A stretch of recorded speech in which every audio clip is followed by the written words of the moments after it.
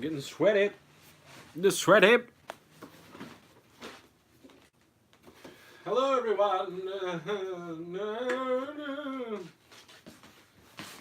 I'm here. It's happening. There's something going on. Sure, you're like, what the fuck is going on here? Oh shit. Let's get comfy. Hey everyone, welcome to the weekly live show. I hope everyone's having a moist-tacular time. We got my pumpkin, we've got the geneticular magics. I'm gonna get this going over here. Hey, what's up? Is everyone prepared to get sweaty with me tonight?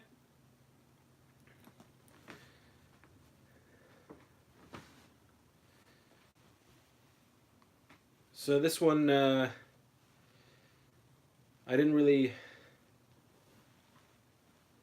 have a theme or what have you about what we were going to talk about this week. This was going to be a more free-flowing show, although I did see 2 movies this week that I do want to talk about because they were fantastic, and one in particular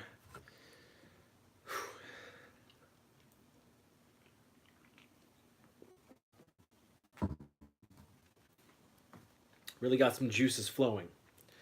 So this will be just a fun, loose, asking questions, rapping about whatever, 80s movies, large natural breasts, all that good stuff. Clint Kelly, my good friend. Clint Kelly is the first one in the chat. And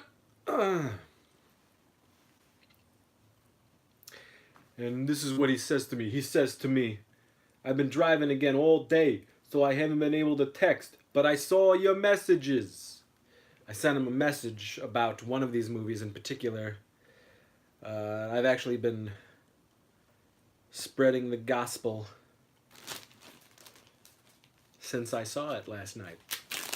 But, yeah, again, this is always a crapshoot. I don't know how many people are going to end up coming on. But you get me in all my glory. Farting, burping, raw sewage.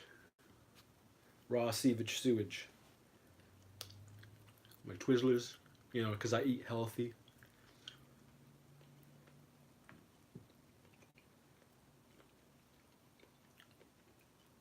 So Clint, what you been up to, Something big happened in the world of Clint Kelly last weekend.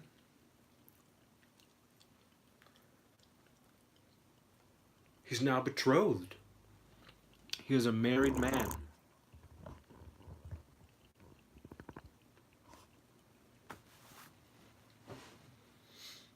But I'll wait until a few more people get in here. Talk about some of the main topics. But again, we can talk about, best decade of all time, 1980s, of course. We can talk about... we can certainly talk about some of the announcements that Casey and I made coming to the channel. Things that we're working on, things that are brewing.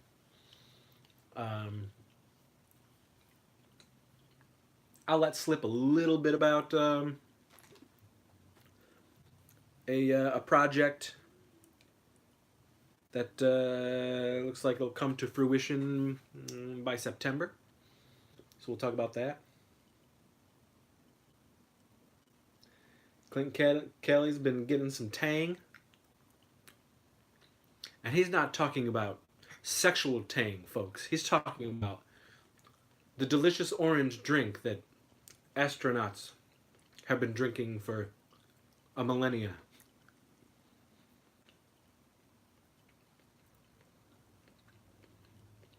Where do you stand, folks? Do you prefer the orange drink, or do you prefer the sexual slang of Tang? Hmm. Hmm. Another thing going on right now. Toy Fair. The New York Toy Fair is going on. I expect to see some pretty rad things coming out of that. In fact, already they showed a picture of something that Hasbro and the Ghostbusters team have cooked up, and it's a Ecto 1 Transformer, which it looks pretty damn good. I know my son would really want that. Also, there's news that Hasbro is going to be doing something very retro with their Star Wars line of toys. There's some announcement coming tomorrow. I'm intrigued by that. Hey, Mr. Bobby Heckman. One of my oldest and closest dear friends. He says, "Hey, my ninja." And then he says, "You my Hasbro." Terrible. Dad style jokes without being a dad. Bobby Heckman.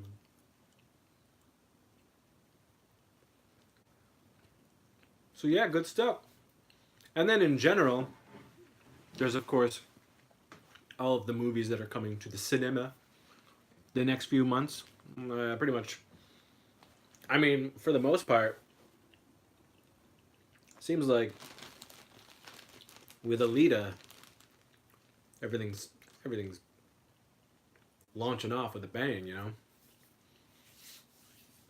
There's a lot to look forward to this year. And I'm dripping at the nips to get my eyeballs in front of some of this stuff. But as I said, I've seen two pretty spectacular movies and I want to talk about them. What am I eating, Bobby Heckman? On this live show that the whole world is tuning in to watch? Why, I'm eating a Twizzler. I find Twizzlers to be far more delicious than red vines. My wife is a red vines. We have many a battle betwixt who will come out on top, the Twizzler or the redded vine. Dreaded vine, if you ask me.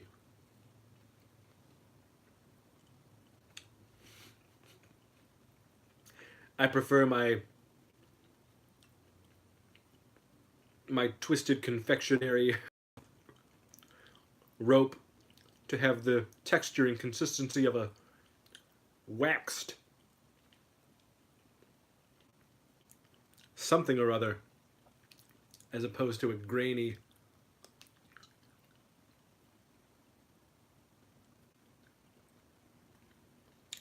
Bobby Heckman. What is wrong with you? You're getting so blue. That's not like you.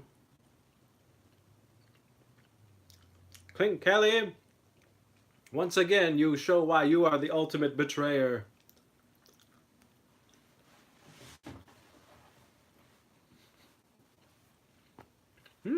It may just be Clint and Bobby I'm talking to for a little while. So what do you chaps want to talk about? I don't want to get too thick into these couple of movies that I want to talk about just yet. And again, no spoilers. Don't worry, I'm not gonna spoil it for anybody. I hate that. Hate that shit.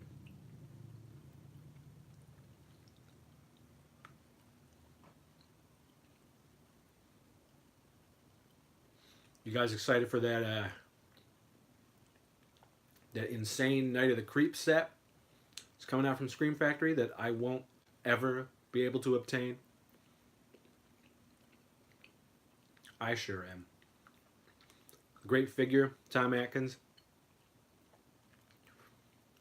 And new features. Yeah, they're porting over all the old features from the other Blu-ray, but they're also putting new features on, new special features. I'm excited about that. And I wouldn't be surprised if it's a 4K scan of the film.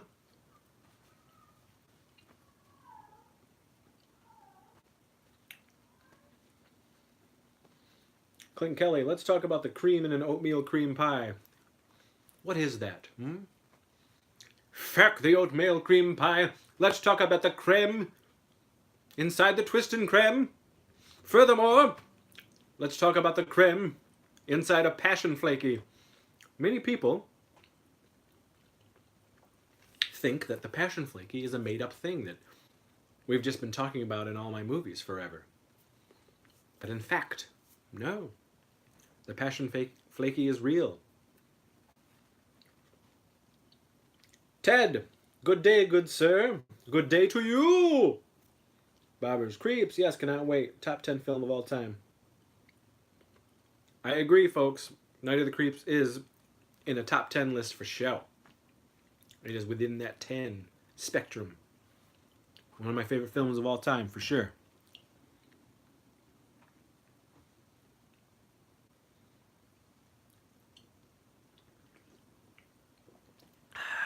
I've been drinking a lot of water and flavored watered seltzer. So I'm sure I'll be getting up several times throughout this live event to piss.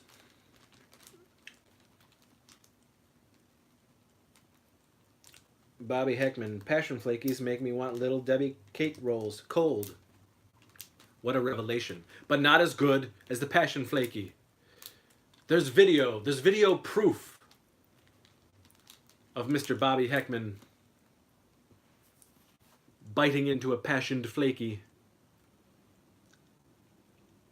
and watching his whole demeanor change, his whole outlook on life, his whole raison d'etre just, burst forth. So what do you got, guys? Anybody? Any questions? Let's wrap. Like I said, I'm going to talk about a couple of movies that I recently saw and that really, really hit home for me. And I'm going to answer some questions. Again, we can talk about all this magical stuff that we always tend to get on every week.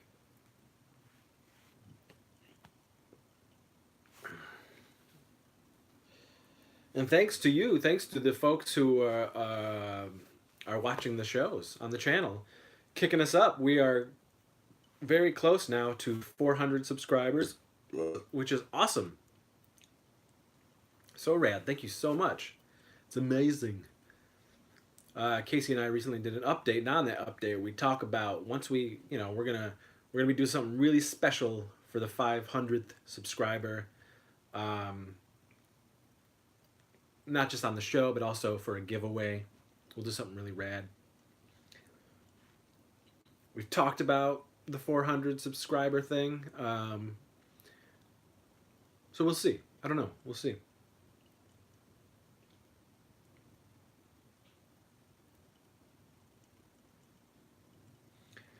Bobby, the Prodigy, yes, we will. I am going to check that out. I heard the Happy Death Day to You is as well. I'm going to talk about that, but no spoilers.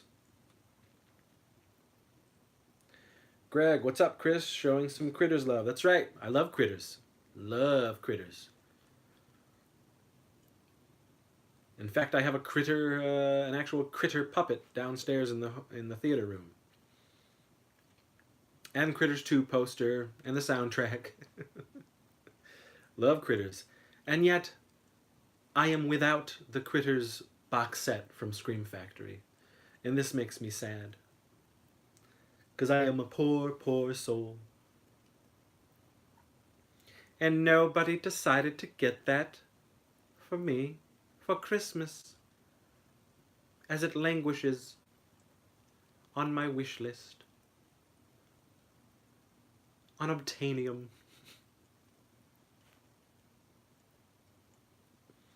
Oh yeah, Bobby, is it ridiculously delish? I'm sure it is. It must be really nice to not own a home and not have a kid, not have any true real responsibilities other than a cat.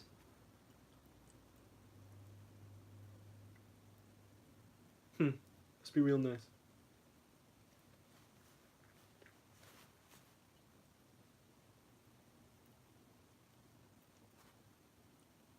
Sorry, folks, that went wonky there for a minute. Bobby, I'll sell the cat and get you Critters and Creep set. I like that. See, that's what a true friend does.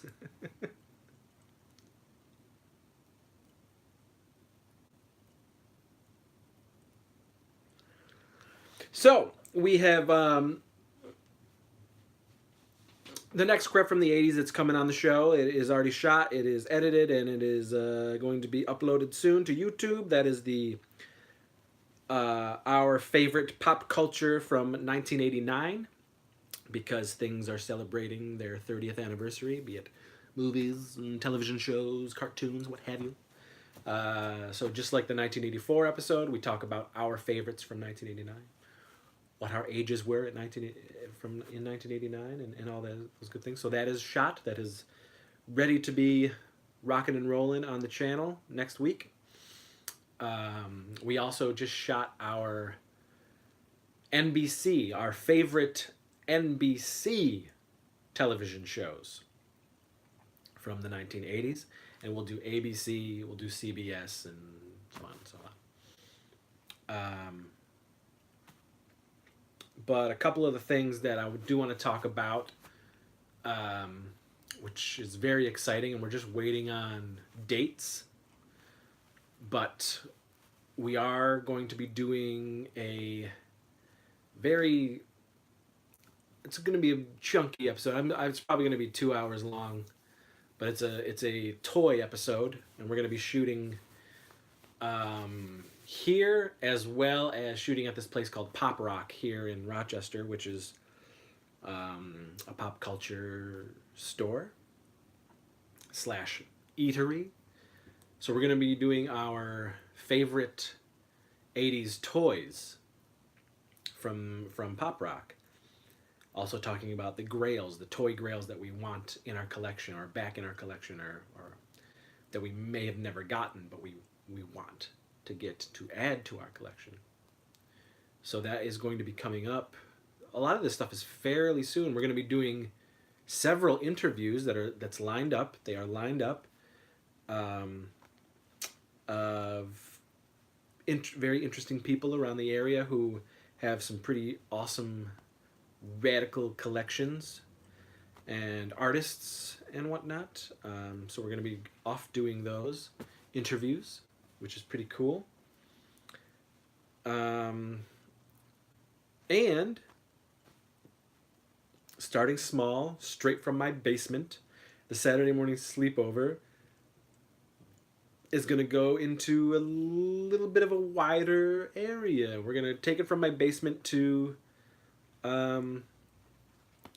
Pop Rock.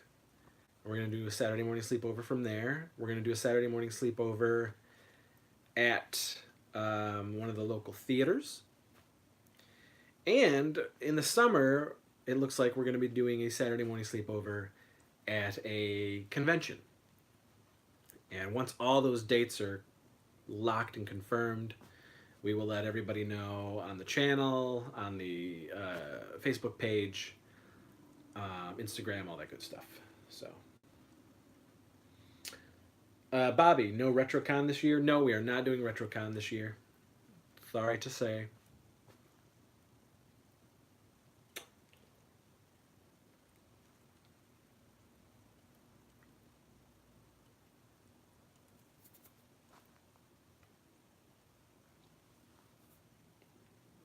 Clint, I mean, well, a lot of this stuff is all happening locally, in that big convention. in the summer is, I mean, it's only in Syracuse. Um, but, you know, the next horror convention that we are doing is at Horror Hound Weekend next month, a month from today, actually, a month from today in Cincinnati, Ohio. We are back on the convention circuit, and we're going to be promoting the channel and meeting some new and old fans.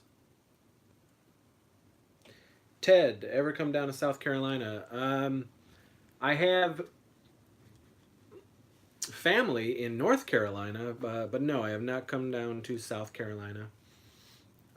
One of these days, we do want to try out the Mad Monster Party convention that does pop up in, I think it's North Carolina or South Carolina, one of those.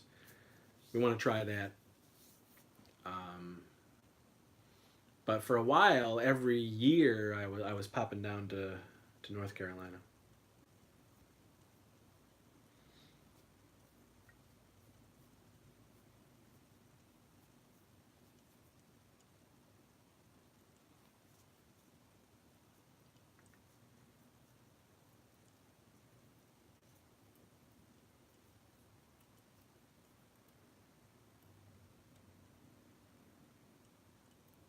And that was going to be exciting. The Horror Hound weekend in Cincinnati. It's again, we haven't done a Horror Hound in 10 years. So it'll be nice to go back and see what the audience is like now. See if people will respond to the stuff that we've had, and we're going to be debuting the Death of Lantern, the remake Blu-ray there. So we'll see how that goes. And a brand new Weirdsies Blu-ray that has special features. Has audio commentary.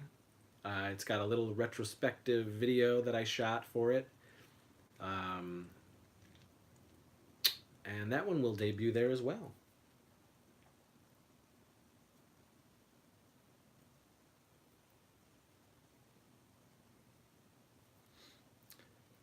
Clint, seeing Happy Death Day 2 with the wife tomorrow. Your glowing review sealed it. We both liked the first. Whew. Man. And I am going to talk about it. I'm not going to talk about it yet, but I am going to talk about it. No spoilers, though. Here, you know what? Before things get too thick, I am going to take that pee break real quick. One of many, I'm sure. Here, you stare at Captain Caveman for a little while. Oh!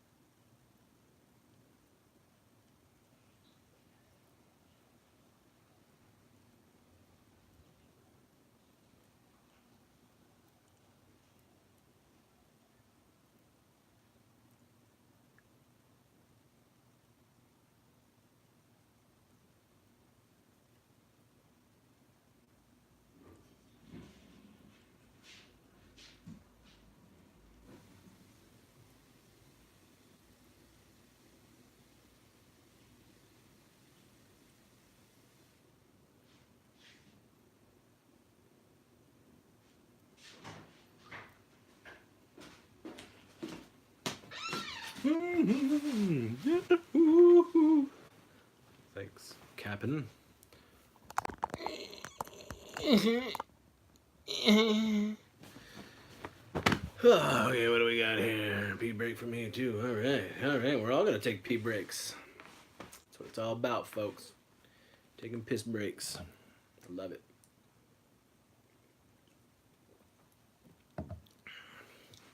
So what's it like, Clint? Now that you've been married for a week, is it mind-blowing? Has it changed your perception of all time and space?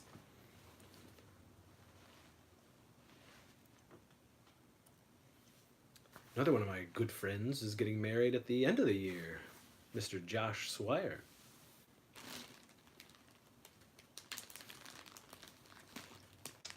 out in Florida. He's getting married. Yeah, he's getting married at Disney. If I could get married again, I would do it at Disney as well.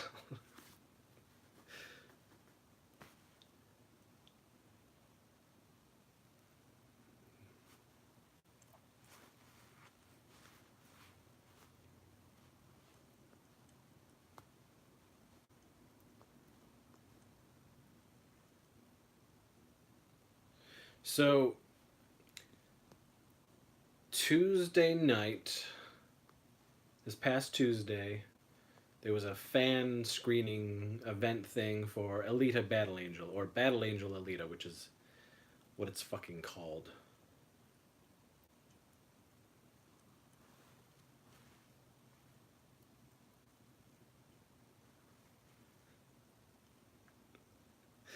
Uh, Ted, Bobby is quoting from Friday the 13th, Part 4, the final chapter. There's a character named Ted, and there's a corkscrew involved, and Bobby must think that every human being on the planet knows Friday the 13th, Part 4, the final chapter.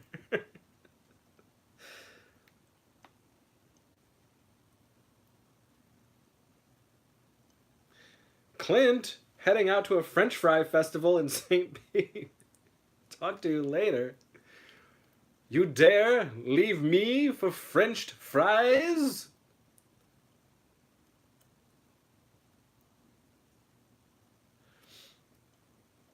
Anyway, so I took my son and I. We went out to this fan screening event of Battle Angel Alita, which is what it should be called, not Alita Battle Angel.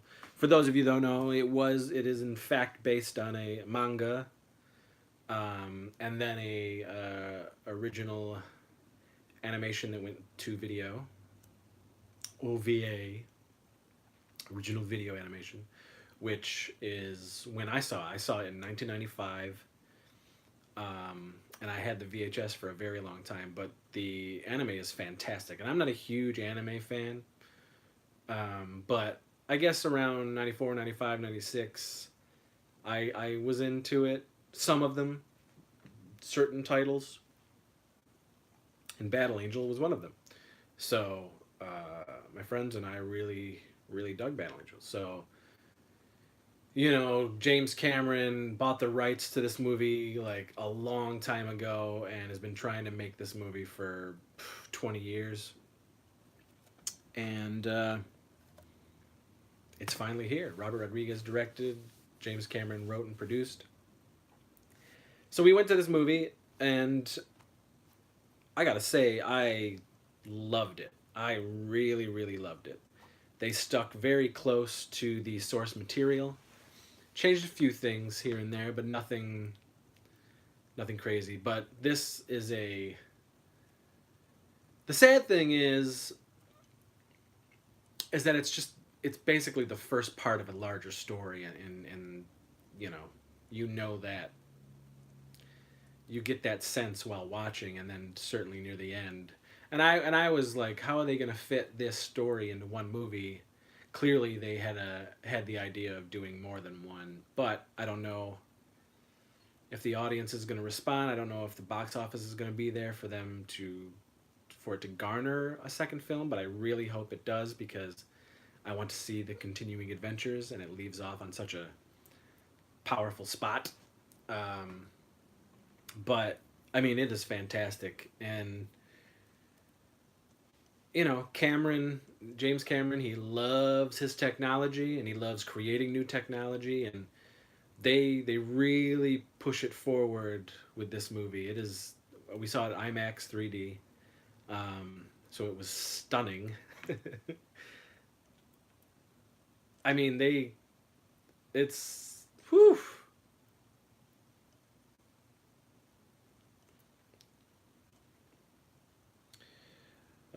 Bobby, if anime was Hanna-Barbera, it would be better. Yes, well, I love Hanna-Barbera. I'm a Hanna-Barbarian. Hanna-Barbera is the king of animation in my book. But yeah, so, and again, you don't have to know the anime. You don't have to know the manga. You don't have to know that world. You can get swept up in this crazy sci-fi adventure as is, and it's just beautiful. It's a beautiful movie. Great action. The visuals are so intense and crazy. I mean, top notch. I mean, with what they all did with one Cameron with his own movie Avatar, and then they've pushed it even further. And Avatar was 10 years ago. They've pushed it even further, and now I mean now he did Avatar. He's doing Avatar 2 and 3 back to back, and then possibly 4 and 5. We'll see how 2 and 3 do, but they already shot all the motion capture stuff for Avatar 2 and 3. Who knows what he's doing technology wise for those movies, but it's insane what they did with Alita. Um, Rosa Salazar, who plays Alita, is just fantastic. She's wonderful, great performance, and she's motion capture. I mean, she's there, and then they just do the CG over her. You know, much like Andy Serkis or any of the crazy stuff from that Andy Serkis has been doing for years and years and years. The motion capture stuff. Well, they really perfected it in Alita. Great performances all around. Just a really fun, adventurous, crazy action movie that looks spectacular. So I loved it. I give it a thumbs up for show. I really want to see it again. I want to take my wife because I think she'll really love it. Um, but it is an experience. And honestly, I mean, the best way to see it is IMAX 3D for sure. You can just get so immersed in the world. It is crystal clear. It's just awesome. Oh, and some of the stuff, it's PG-13, but some of the stuff, the anime is not. It is not PG-13, of course. It is very violent, but some of the stuff, poor, they did not hold back. So there are a couple scenes where it's like, ooh, okay, wow, that's pretty rad for PG-13. But huzzah to all that team. They did a fantastic job.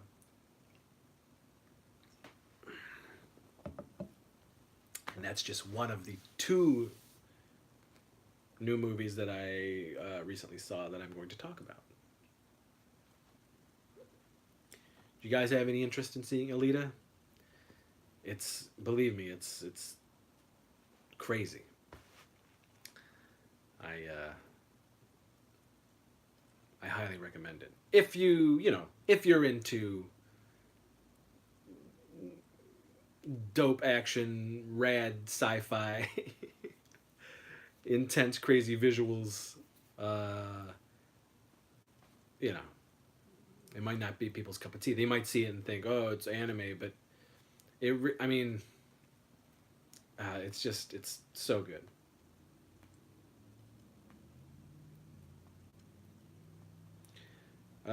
Bobby, the March movies. Um, I know Us is coming soon, and which I do want to see. Us looks pretty good.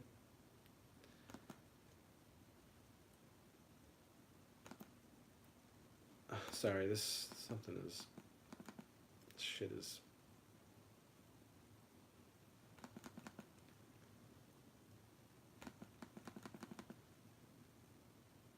Sorry guys, this something popped up on my. This is so annoying.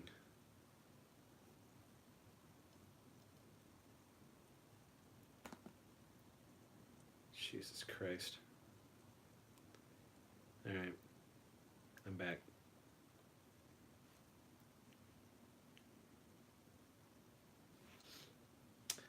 Bobby, I'm not sure everything that's coming out in March, but it is pretty packed. I mean, from from now until the summer, it's just a packed year of really crazy movies coming out. What the quality of those movies will be, I don't know until we go see them, but there's a lot of stuff coming. And March 8th, well, March 7th, we already have tickets for Captain Marvel for sure. I mean, I can't wait for that. Yes, I have seen Turbo Kid, Ted. Turbo Kid is great, right up my alley.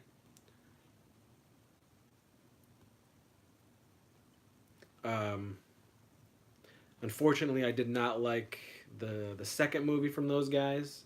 They did Summer of '84. Just didn't hit for me. But Turbo Kid is fantastic. There's legend around here that they have been working on a Turbo Kid 2. Bobby, did you like Get Out? I need to watch again. Haven't seen since theater, but I liked it. Yeah, it was fine. Honestly, I didn't. The hype was a little. It was overhyped in my book. I don't own it. I don't need to see it again. I saw it the once, and I'm good.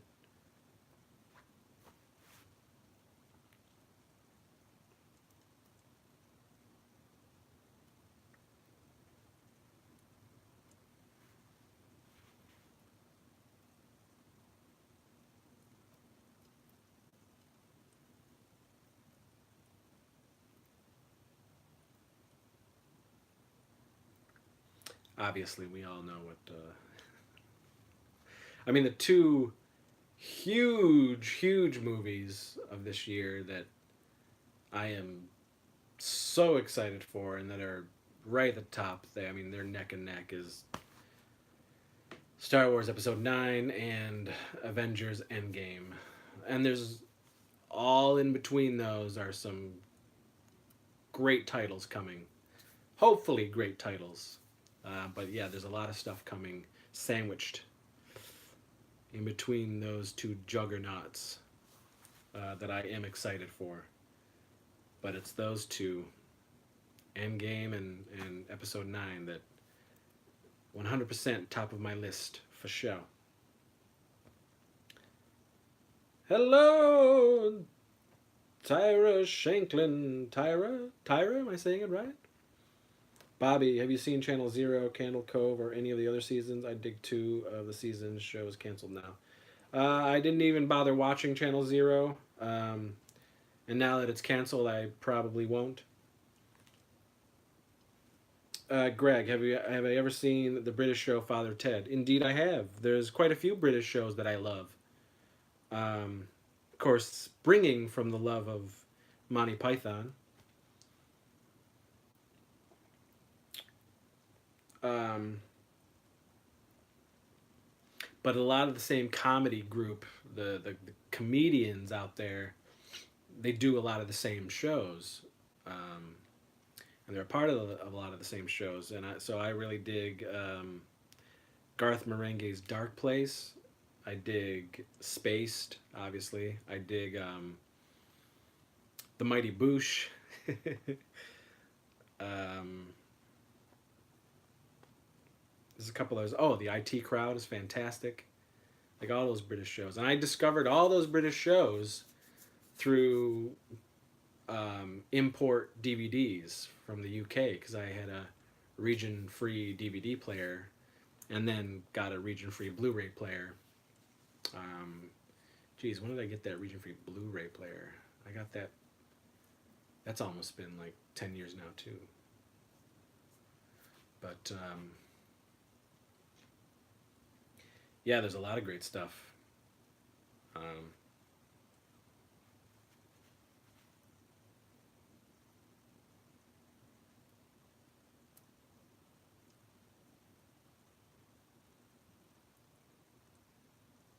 Toast of London for sure, Greg. Toast of London is great. Matt Berry, I mean, that guy is a fucking comedy genius. I love him.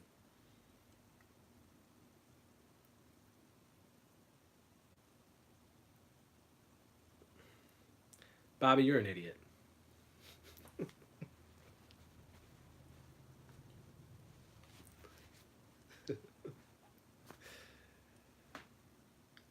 But you're my idiot.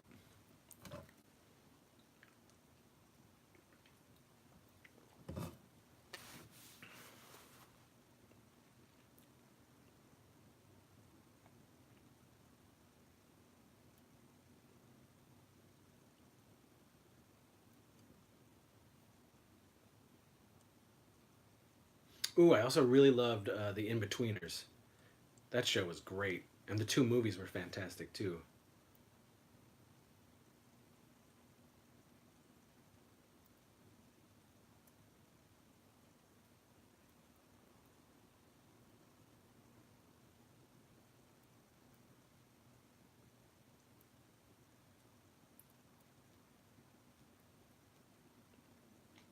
So I went to see.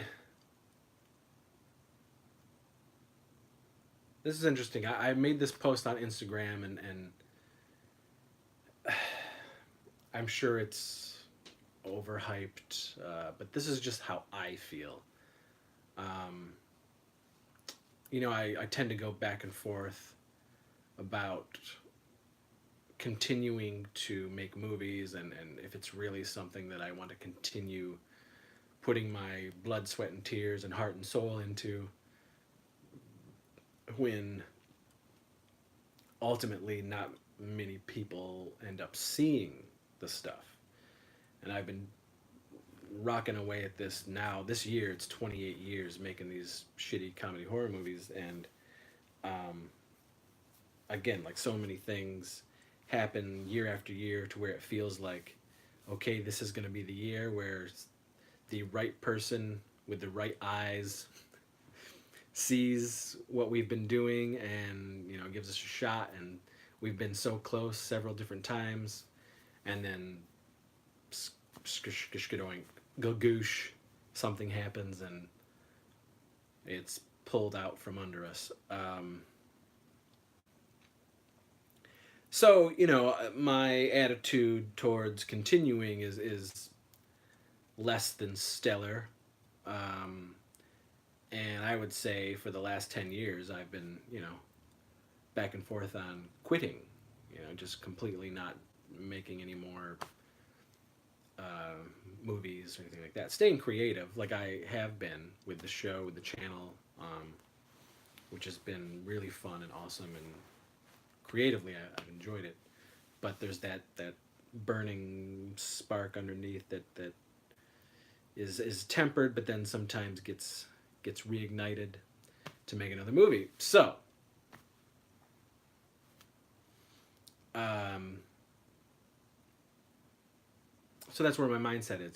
I'm depressed a lot about that, about this quote unquote career.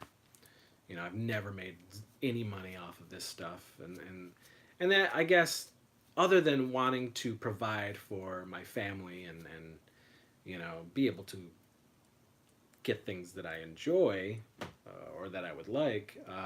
It's not the ultimate goal making these movies. It was always like having a wider audience be able to see my stuff and appreciate what we've been doing for so long. Um, so so I've been really down about wanting to continue. So last night for Valentine's Day, my wife and we go out to dinner and we go to a movie. We both really loved Happy Death Day. Um, it was a surprise. It came out of nowhere for us, and we really loved it. I'm very picky. I have a, I'm kind of stubborn when it comes to modern horror. I'm very picky because I'm such a huge horror fan.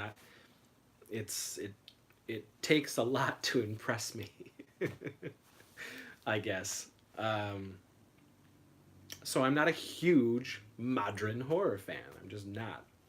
There's certain things that I do love that have come out and have appealed to me, but for the most part, I stay away from it. So I just wasn't sure about Happy Death Day, and so we watched it and we friggin' loved it. So when we found out they were gonna make a sequel, I was like, you know what? I'm not gonna see any trailers. I'm not gonna read up about what this movie is about. Um, I just want to go in blind, and I tend to do that for geek properties that I love anyway. Like certainly the bigger movies, like the Star Wars movies or the superhero movies or things like that. I don't want to know anything, and I'll only watch the teaser trailers. I won't even watch the full trailers. Certainly no commercials, no TV spots, no nothing, none of that stuff. Because I have childlike awe and wonder still in my body. I'm a 40, almost 42 this year, 42-year-old man child who still loves all, the shock and surprise and the wonder of what movies can do to you, genre films. So I want to go in fresh as possible. So we didn't want to know anything about part two. So going into part two last night, um, who knows? We were just like, I wonder. You have your theories, and for the most part, I think people think that it's going to be a straightforward slasher sequel to the first movie. Like they're going to slightly expand what they did with the first one. Well, so the movie starts, and it's going, and you're like, okay, this is what I was thinking. And then 10 minutes in, I'm starting to smile. 15 minutes in, I've got like a huge smile on my face, and this smile isn't leaving. And then, an hour and a half later, I'm like giddy with excitement, because Happy Death Day to You is just it's just a magical movie. This movie is so damn good. And this is me. Believe me, you guys could go see this movie and be like, what the hell is he talking about? But for me, this hit so many buttons. It destroys the first movie. And I love the first movie, but this takes everything about the first movie and just kind of like opens up everything, and it's just it's a mishmash of everything that I love, like pop culture wise, 80s, horror, sci-fi, adventure, ridiculous comedy. Like, it is just it was like, I described it as like they made it for Chris Seaver. They made it specifically for me because it was so damn good. And honestly, it was inspiring me. It was like, man, it was making me think, like these two movies now, these Happy Death Day movies are something special. And, I've been told over and over throughout the years that what we have done with the movies is special and different. And, I come from a more cynical, because I'm the guy making them, and I know all the trials and tribulations of going into it, and what it's like being that filmmaker and not having the audience that I want, and certainly not being able to provide for my family based off of making these films. So I know the hardships, and everyone else just sees the fun and the product. Of course, I appreciate it, but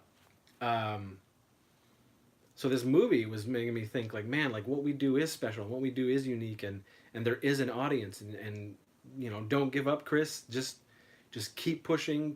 Try to get this stuff into the hands and in front of the people who can make those life-changing decisions, and to keep at it. And that's what I felt leaving the theater. So ultimately, I mean, Happy Death Day to You is just a friggin' magical movie. It just, I don't know.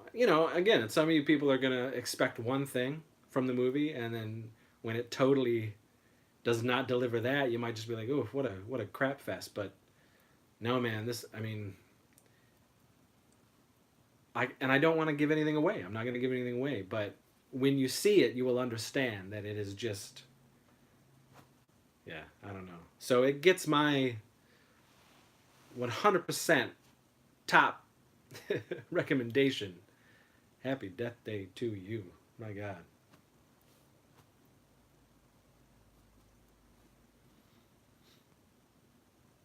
NES Addict, hello, stopping by to say hi. That critter shirt is cool. Thank you. Always Once again, NES Addict, go to his channel, guys. He's got some great stuff. If you love vintage video games, he will get that nostalgia button going.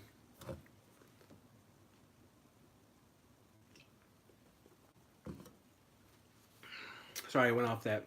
I went off on that, but I talked about the two new movies the two new movies that I wanted to talk about. Alita and Happy Death Day 2. And, you know, both pieces of great cinema, but Happy Death Day to you,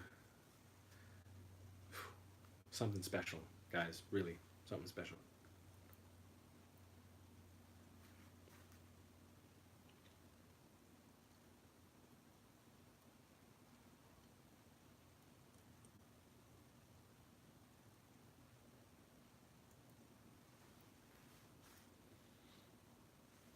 So yeah, I'm open. What do you guys want to talk about? What you guys feeling? Questions, quists, anything rocking going on your end?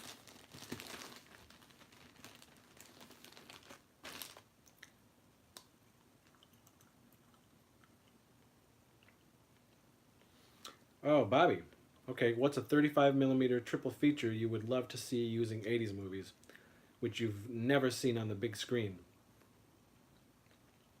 Hmm.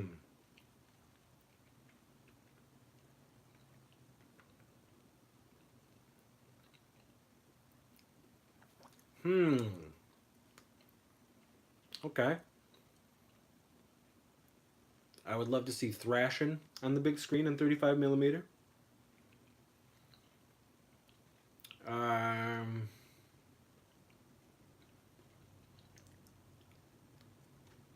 Hmm.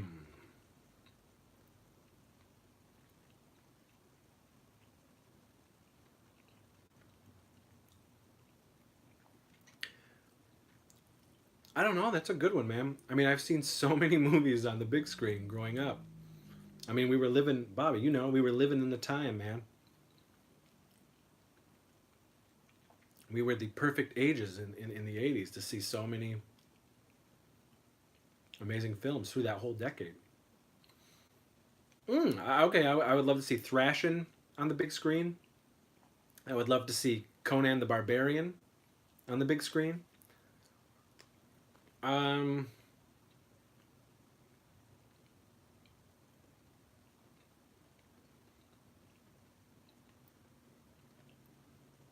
35. I mean, I'm talking 35 millimeter.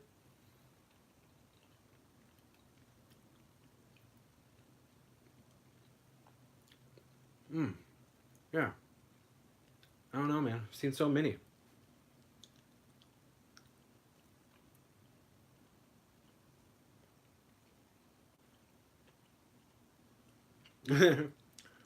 Oh, NES Addict. Sorry, man. Could spill Pepsi everywhere. No problem. Thrashing is truly styling. It is. It's amazing.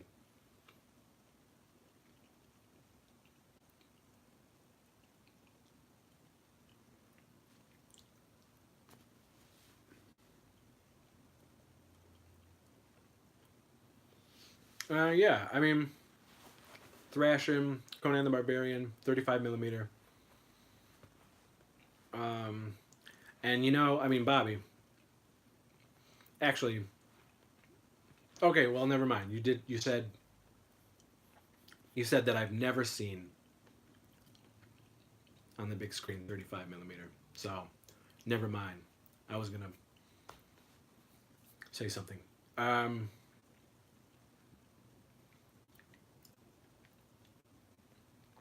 I didn't get to see Weird Science on the big screen, 35 millimeter when it was originally out. And certainly you don't see a lot of revival screenings of Weird Science, but so that would be for me that would be an amazing triple feature, 35 millimeter. Weird Science, Thrashing, and Conan the Barbarian, all very different. Actually, March 2nd, for the Saturday night sleepover that I'm doing down in the home theater, we are watching Ninja 3, The Domination. We're watching Revenge of the Nerds. We're watching Savage Streets. And we're watching The Neverending Story. All movies celebrating their 35th anniversaries. We're going to keep doing those throughout the year. 35th and 30th anniversaries. Because I've said it before, other than the Saturday morning sleepover events, we do Saturday night sleepovers as well. Where instead of the shows and cartoons and TV stuff, we do 80s movies back to back to back. And then we're playing 80s board games as well. Tansky's bringing over the new version of Fireball Island because they remade it. They did a Kickstarter and remade it, and he has the new version.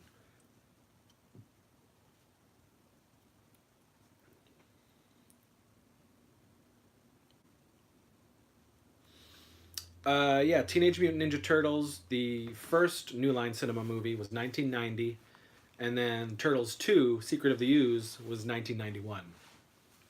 Yes, but I always count the probably up to like 94, 95 as still feeling very 1980s.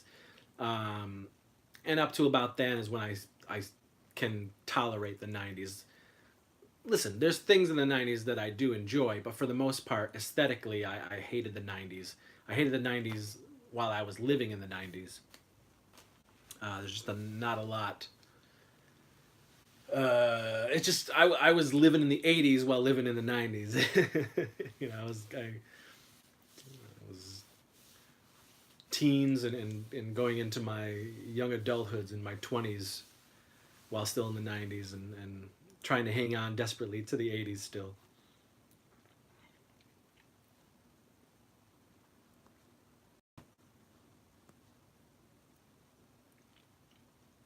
Ted, Tyra just lost her mind about Beastmaster. I love Beastmaster. You kidding? Come on, Beastmaster is great. Greg, a ninja breakdancer? Well, you're describing Ninja 3, The Domination. From Breakin' and Breakin' 2, Ninja 3. Beastmaster's great. Mark Singer, man. Mark Singer. 1-2 punch. Beastmaster in V.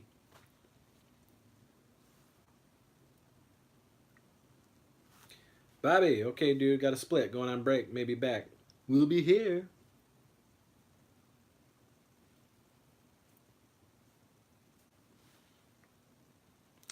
NES Addict, well, it's hard to follow up and act like the 80s. The 90s was trying hard to be different. They sure were, man. They sure were. And we're going to do a series of videos about the 90s because we, again, there are some things that we enjoy from the 90s and certain things certainly that happened to me that were of note in the 90s. But, I mean, the 80s is where it's at. I mean, it's 100% a part of who I am and what I'm all about still to this day.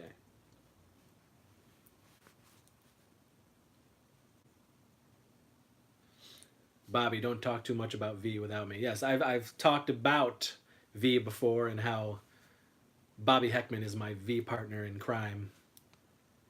Love, love, love that miniseries.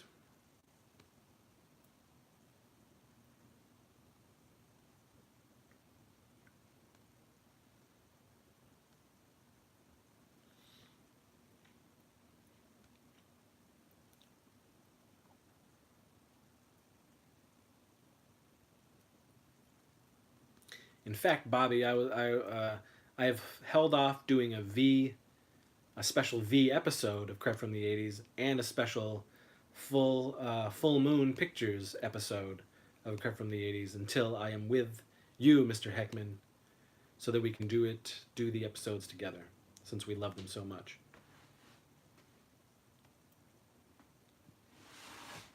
Tyra, I also made Ted endure a Trek marathon last weekend, except for I hate 4. Well, I'm not a big Star Trek guy. I certainly don't hate it. And in fact, growing up, because I grew up, well, my mom, okay, my dad just was out of the picture. He like split when I was born. So He's not even an issue.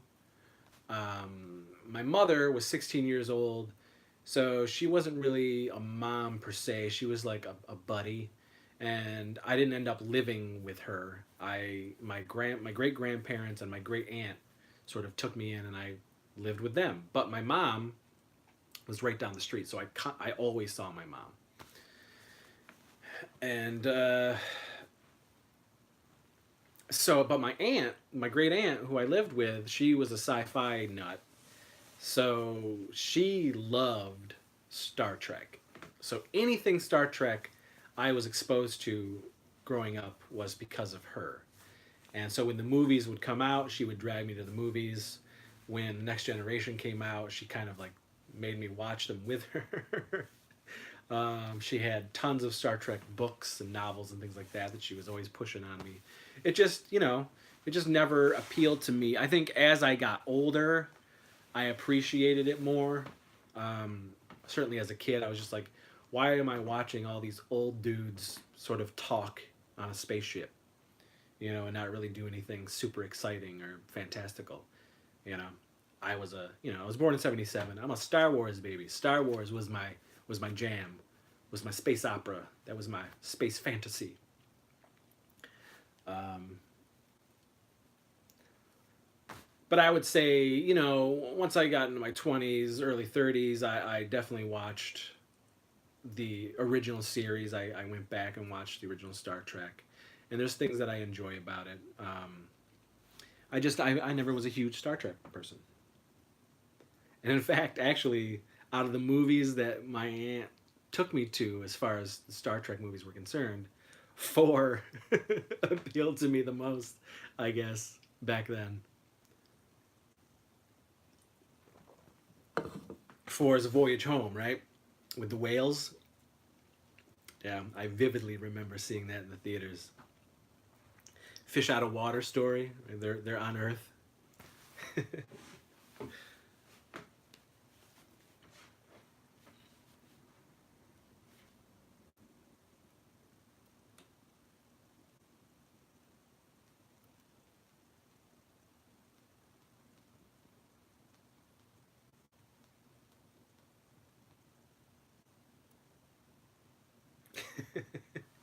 Worst Trek ever. I don't know. I did see Nemesis. Woo! Woo! Woo!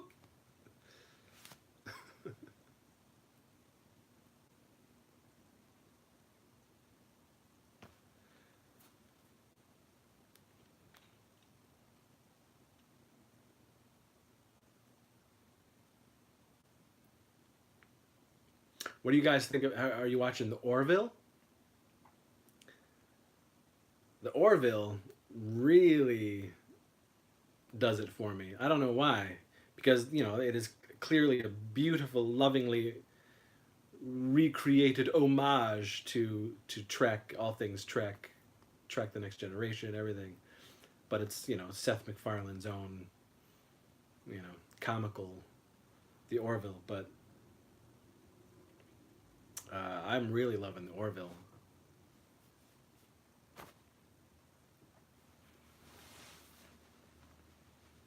And truth be told, I enjoy the J.J. Abrams Trek movies, and that's because he wasn't a Trek fan; he's a Star Wars fan. So he made those Trek movies more like Star Wars. So they appealed to me more. And I know a lot of Trek fans who hate those J.J. Abrams movies, but I fucking love them.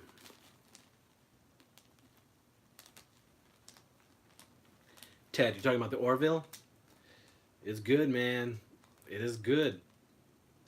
And you would think because Seth MacFarlane is attached to it, because he created it, that it's like a live action Family Guy comedy, right? But while there's comedy and there's silliness, they really do play it as an actual space drama, I don't know. It just works. It's really, really good.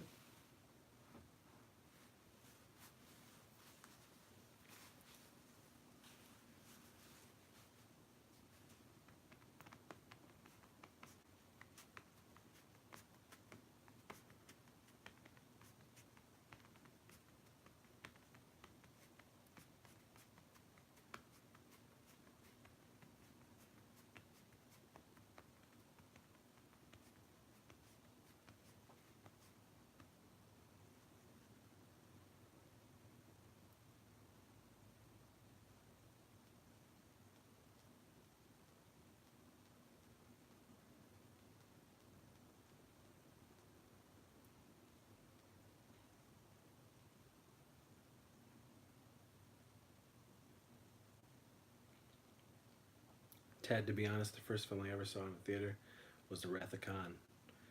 That's pretty cool.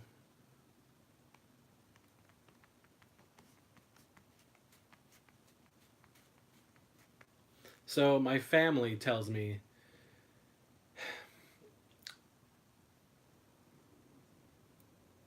that the first movie that I was ever taken to was Empire Strikes Back. So it was 1980. I was 3 years old.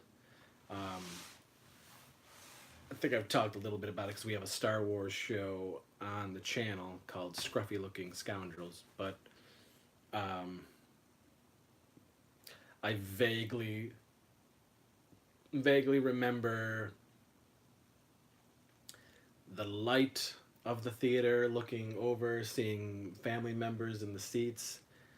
I have zero memory of Empire Strikes Back in the theater, of course. But this is what my family tells me that we all went. And then the first movie that I actually 100% clearly remember seeing in the theater um, was E.T. And I'm talking about like trying to recollect going back that far. I remember E.T. in the theater. I remember um, the Dark Crystal. I remember the Dark Crystal a lot because my great grandmother, took me to see Dark Crystal, and I remember she hated it. She just was not having it. Um, but I loved it. I mean, I think the Dark Crystal is a fucking genius movie. Uh, Jim Henson was a master, man. Beautiful human being. Um, and then obviously as time goes on, as you get older, I remember a lot of movies. I remember, after that, I just remember a slew of movies. I definitely was a movie kid. You know, my family pushed it. They, you know, I saw a lot of movies growing up. I'm very lucky to have seen some real classics, some gems for show in the theaters. Um, Still, the best way to see a movie. Regardless of the people and the sounds and the smells and the stupidity that can happen in a movie theater, I just love being in that movie theater and seeing the big picture and the sound and just being lost in that. Um, I mean, it was one of the reasons why for years and years and years I always wanted a home theater. And then in 2016, we got a home theater. It's in the basement. It's amazing, and I love it. Um, but yeah, nothing can take away that theater experience, my friends.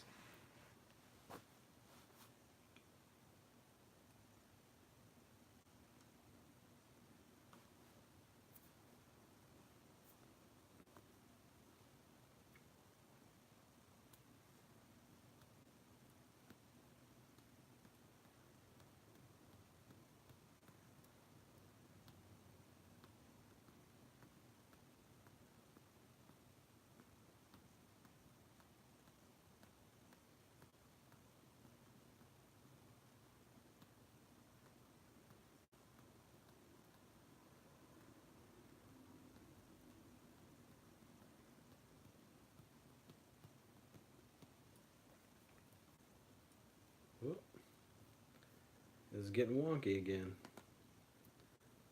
Sorry, guys. There's a lot of lag on this. I'm not sure.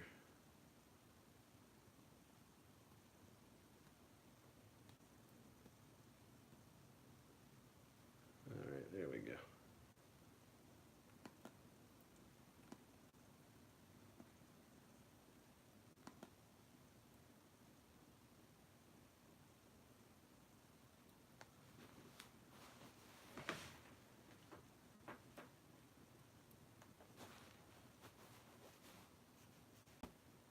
And while for the most part you can knock a lot of theater experiences in this day and age, when you get together, at least for me, I really enjoy when it's a communal experience, when the entire audience is sort of feeling the same emotions and into the film so much that it's just an eruption of fun and excitement in the theater, and there's claps and cheers and hoots and hollers, and that's happened a lot, certainly the last 20-25 years for me, for sure.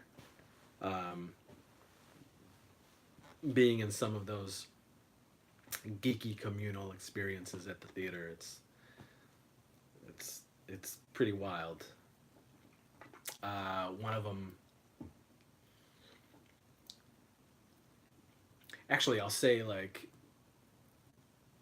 I, two in particular I remember in 1993 that were very, like, uproarious theater experiences going back to 1993. I remember my friends and I. Well, first was we went to see Jurassic Park, and I remember I remember that theater was so in tune with this movie, and the first time you see the Brachiosaurus, Brontosaurus, what have you, when they see it while they're in the Jeep and it's walking by. First time the audience sees it, I remember our theater and me personally, it was like a huge collective gasp. Like we had never seen anything like that before. And everyone was in awe. And then the movie just had you, and there were claps and cheers and screams from then on. So that I always remember, because I remember just feeling overwhelmed with, holy crap, we're seeing something insane. We're seeing dinosaurs. Yeah.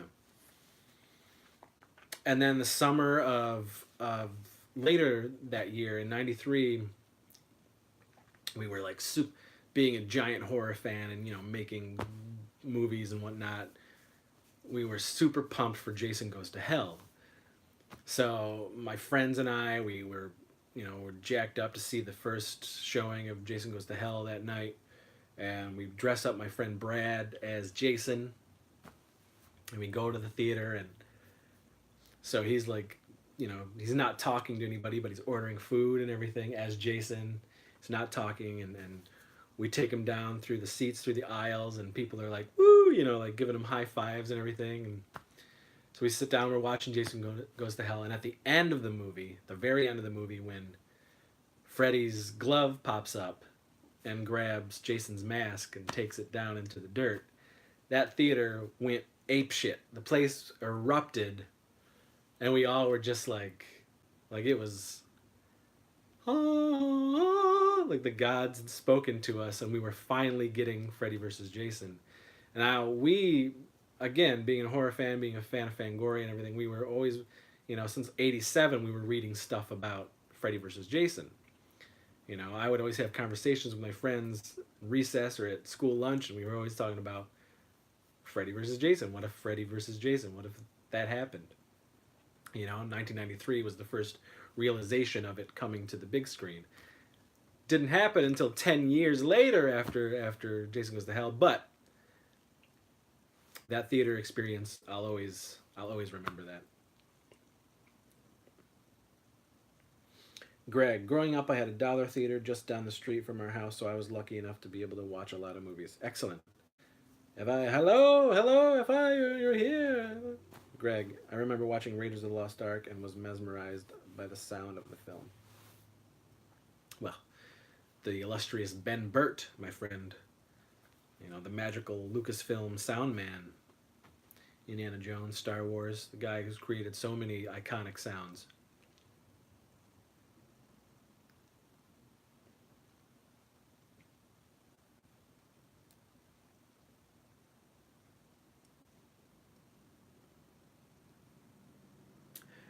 I remember my Return of the Jedi experience.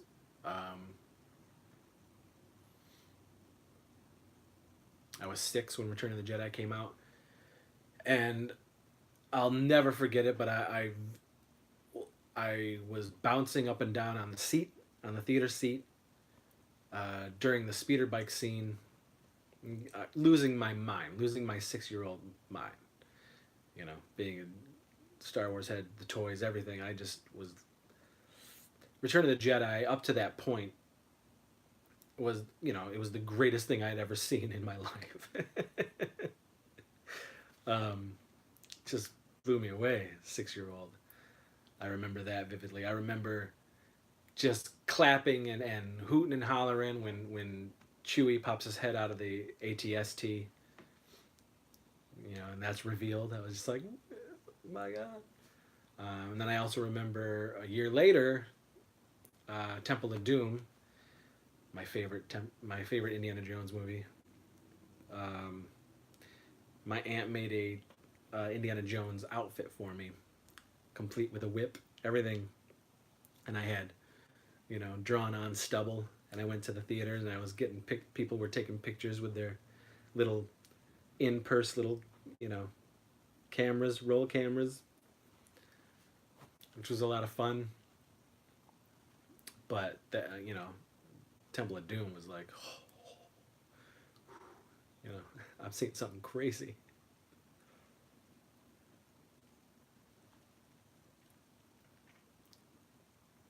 So yeah, I mean, having some amazing, you know, all the shit aside, I've had some fantastic theater experiences.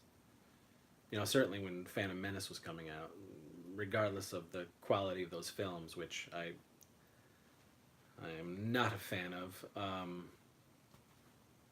But man, leading up to that, 16 years without a Star Wars movie, it was huge. It was the biggest thing in my life at the time that Star Wars was coming back. Are you kidding me? My God. Well, I guess when we did the special editions in '97, that was a big deal. But not like this. I mean, this was new Star Wars, and I don't like those special editions either. But that Phantom Menace screening was intense as well. And then as the movie was going on, the more you saw sort of people uncomfortable in the seats, and some groans and things of that nature. And we all know how that turned out.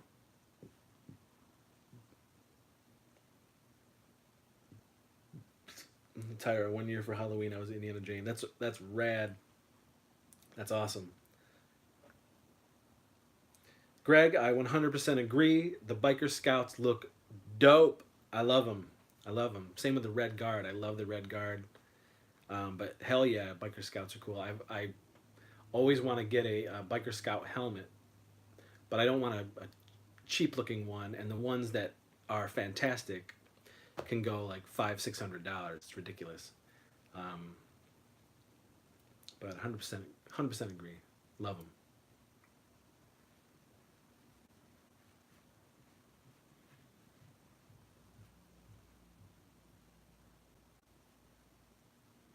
Now the episode 2 theater experience.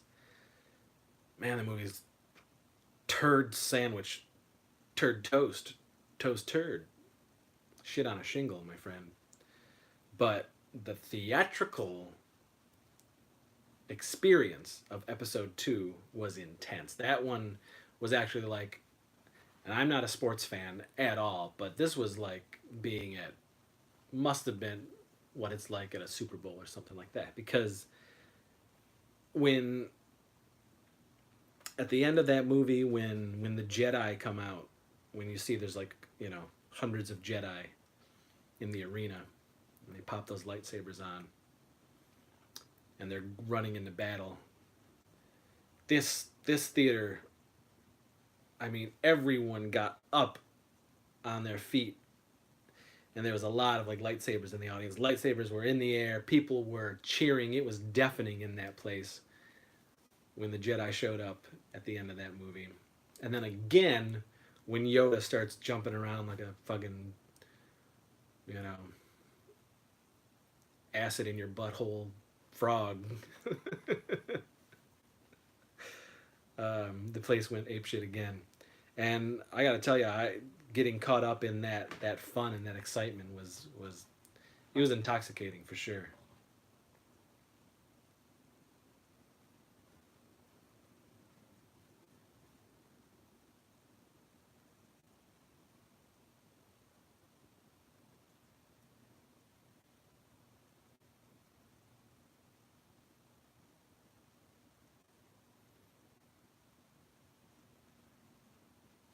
Another amazing theater experience I had.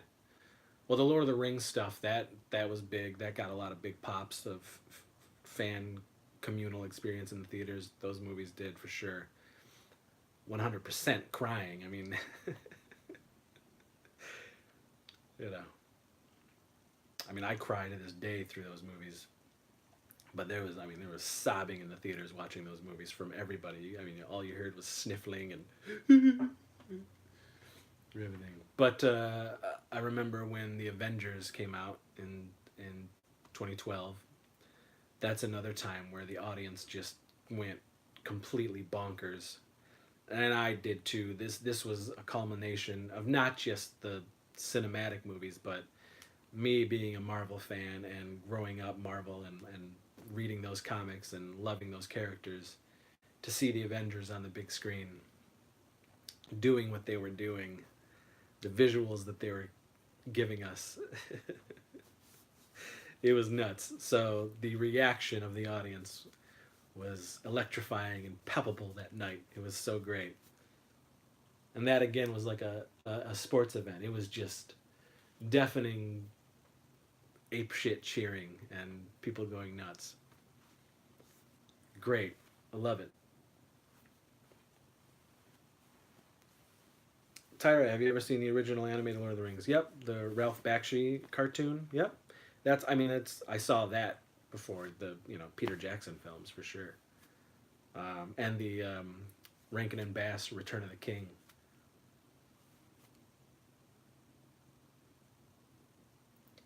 Greg, yeah, were you a fan of Who Framed Roger Rabbit? Of course, I loved Who Framed Roger Rabbit. It's a great movie. It was extremely innovative at the time. I just love Robert Zemeckis back then. You know, he was making.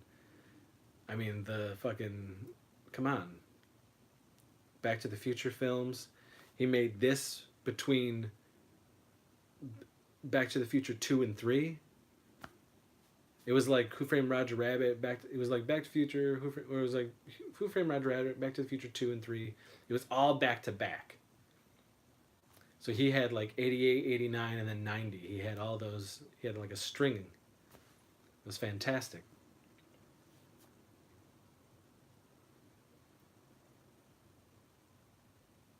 Ted, the only time I've ever been in a theater was Crazy Fun People's Rocky Horror.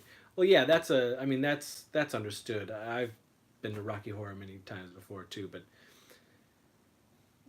these are just. This is just. It's an exuberant group of people who just we're seeing stuff we never thought we would see. So it's just giddy amazement and shock and awe and you know I don't know. I will always cherish the fun, amazing communal theater experiences. So much fun, you know. Those midnight shows when they used to do midnight shows, and then later they became 10 p.m. shows, and now they're 7 p.m. shows before the official release on Fridays. But they're so fun, so fun, and we get that a lot with the Star Wars and the superhero films, specifically with the Marvel Cinematic Universe. Lots of pops and just claps and cheers, and it's something that affects you. Yeah, it's just a movie that you're watching it, but it's just you're so in tuned with the emotions and your feelings and how you've invested so much time with these characters and this world or whatever it is. Yeah, it's a magical thing.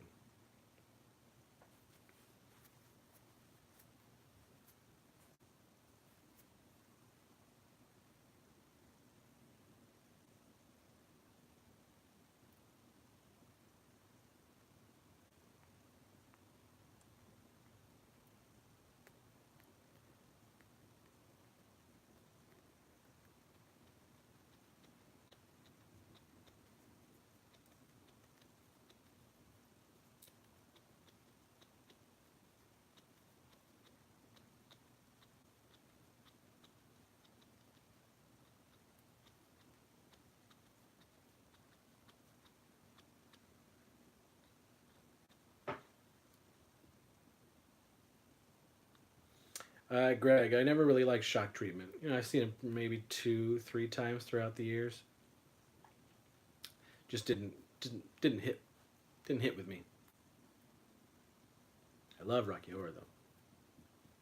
Actually, my favorite musical is Little Shop of Horrors. That movie is so choice.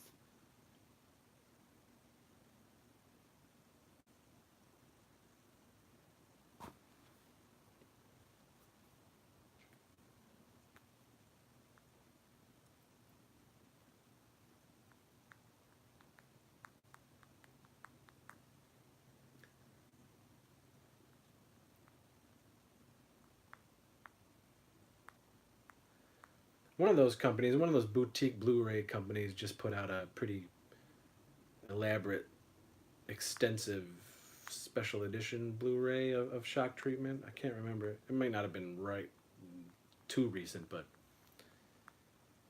I don't know if it was Arrow or Synapse or one of those. Uh,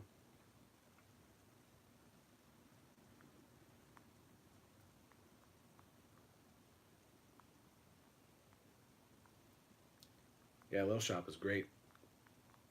I love it. It has a spectacular Blu-ray set. So good.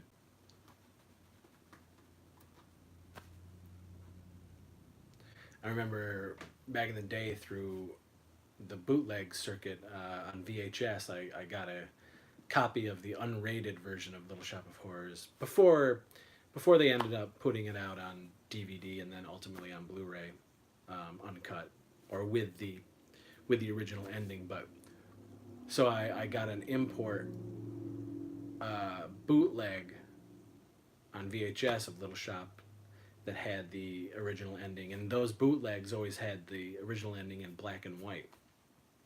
I mean, you can see it in color on the DVD and Blu-ray, but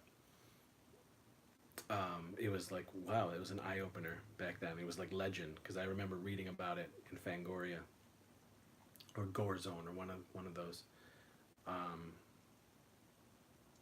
about the original ending of Little Shop, the down ending, and it's dope, especially if you're like a kaiju fan and Godzilla fan. The ending is spectacular. Hey, Frills. Hello. It's a very low key live show tonight. Just kind of shooting the shit. Nothing really too crazy. Talking about anything and everything geeky.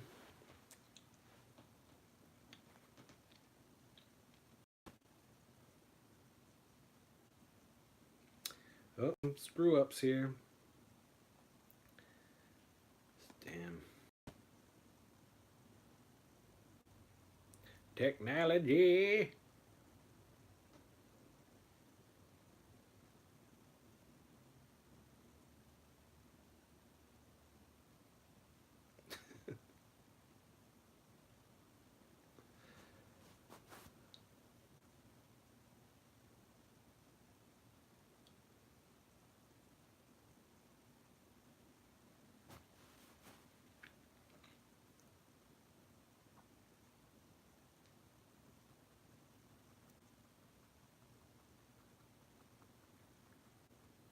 So if any of you guys are in the Cincinnati, Ohio area, a month from this weekend, we're gonna be at Horror Hound weekend.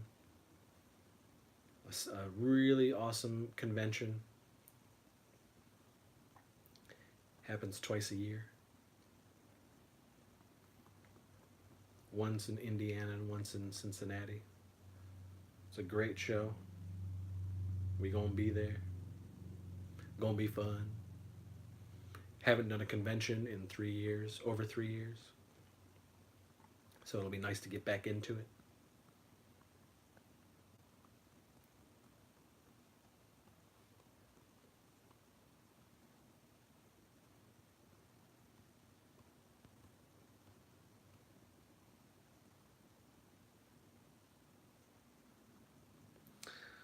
Tyra, I have not heard anything about them bringing back Firefly. I mean, since it was canceled, since the movie came out, there's been rumors of everyone trying to bring back Firefly, Joss and the crew. Listen, I wish, you know, I really wish. And then they give us, they've given us they've given us prequel comics and sequel comics, and it's just not the same. Even though it's Joss or his brothers writing those comics, those stories, um, I want to see the gang back together for sure.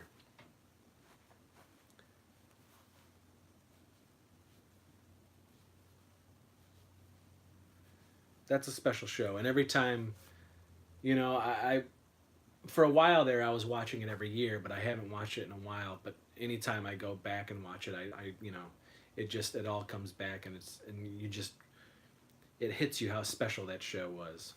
Um,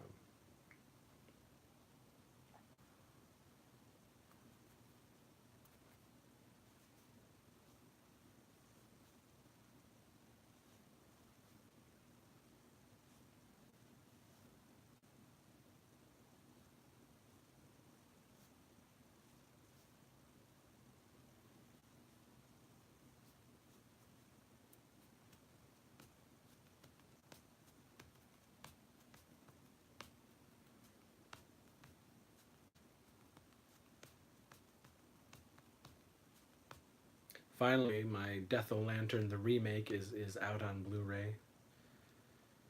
As I said, um, you know, the first official, well, me release of that will be at Cincinnati, Ohio, at the Horror Hound weekend. But if you need a copy, you can get a hold of me, as well as a brand new Weirdsies. This Weirdsies is an actual, it's got Blu-ray menu and everything. It's got audio commentary. It's got a little behind-the-scenes retrospective of me talking about the Weirdsies. Um, and that's like a newer Blu-ray. So I got those two coming.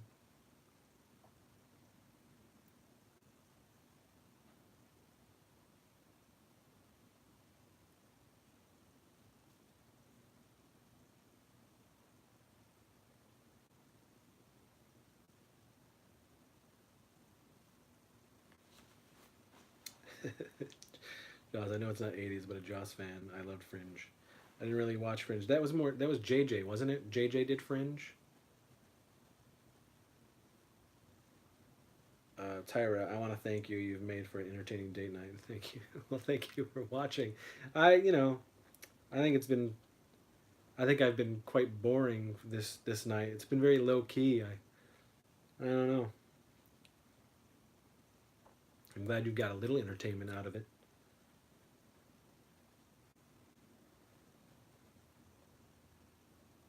But I do love me some JJ.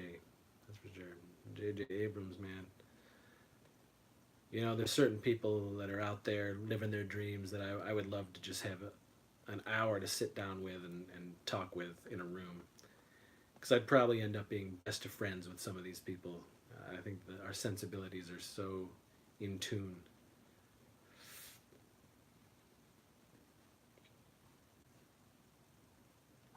Thank you, Ted. Thank you. Thank you, guys.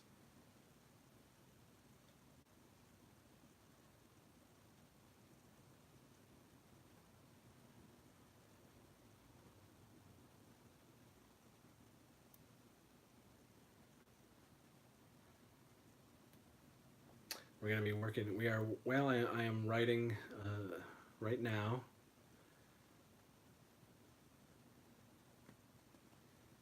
Um, hmm. All right, Friels, you're saying something controversial, but I mean, I don't think Star Wars needs saving. There are a vocal community of crybabies who had a real issue with what Ryan Johnson did, and I get it. I get it, but the lengths that some of these people are going to is pretty ridiculous. Star Wars is fine. But I do think JJ is going to right some of what people think are the wrongs. Um, it is back in better hands. And I like Ryan. I mean, his Looper movie is kick ass. And there's a lot I did like about The Last Jedi.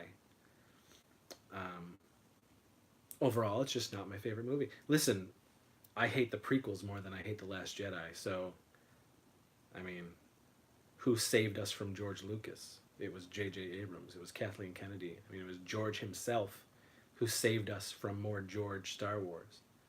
You know, and I love George, but whew, and some of those ideas he had for 7, 8, and 9 were just straight up stoink. So I'm glad he's nowhere near 7, 8, and 9. I will admit, I like, as much as I am, again, I said like episode 9 and Endgame are the two of my biggest fucking, I cannot wait for these movies. They're my two top movies. Um, but I am excited to have the Skywalker saga finally, truly end. Because Star Wars is bigger than the Skywalker saga now, you know? Um, I want to see new. I want to see, like, I'm glad we're getting The Mandalorian. That's awesome. That shows, I think, is going to be tits. Um, but so the Benioff and Weiss trilogy that's coming, the guys who show run Game of Thrones, they're doing a trilogy of Star Wars movies. I am pumped about that because it's uncharted territory. It's like all brand new characters. It's nothing we've ever seen before. I'm stoked about that. Star Wars needs to expand, to grow. Um, and as much as I love, and of course started it all with the Skywalker saga, it's time for that to go. So I'm ready for some fresh, new, in-world Star Wars magic, for sure.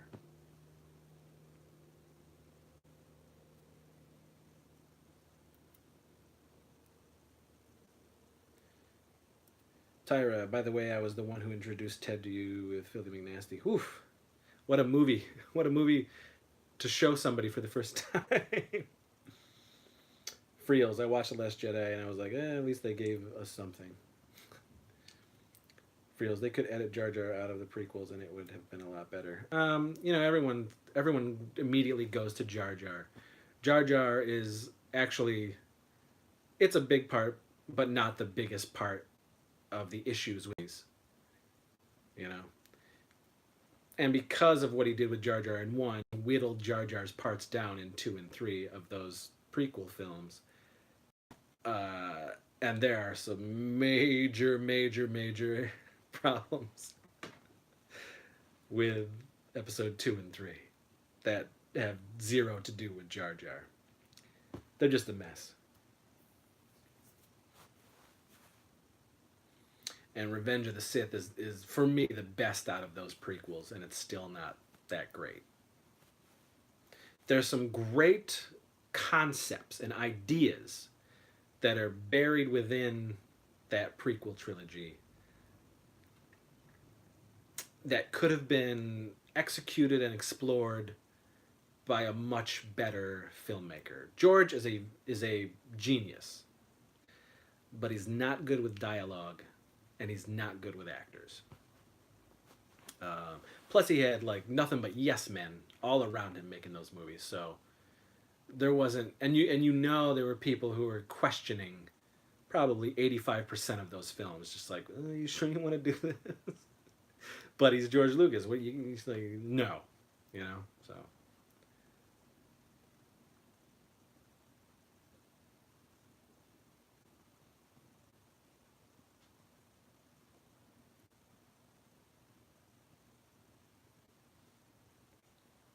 Friels, yeah, it's time. It's time for the Skywalkers to end. You know, and I think they know that as well. It's time to expand the universe and give us some sweet, you know. I want them to explore the old Republic. I want them to explore the very beginnings of the Jedi and the Sith when it was flourishing, when there was, you know, thousands upon thousands of both Sith and Jedi, and it was insane. You know, I want them to go way back. Go to the outer rims. Go. You know, there's so much to explore, and I think they're, you know, finally. I think they're finally doing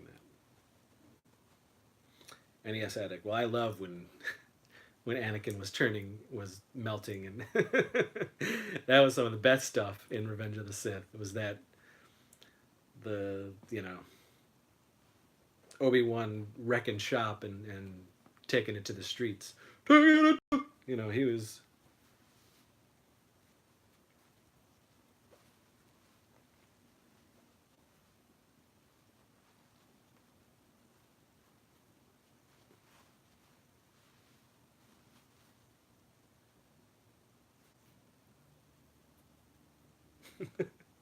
No, Friels, I want to know about the yoga creatures.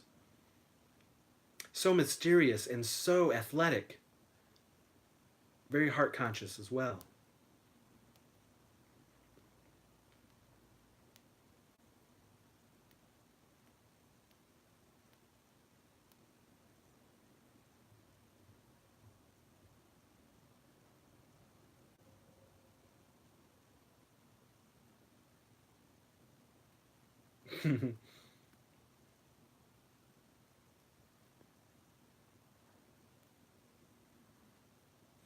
Ted, they do.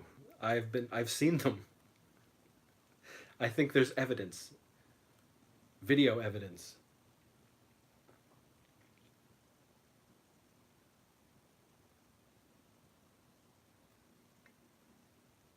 Come on, knock on a door. We've been waiting for you.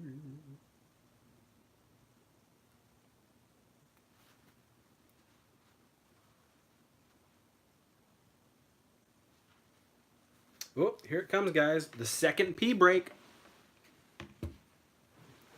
Damn you, liquid. You get me every time.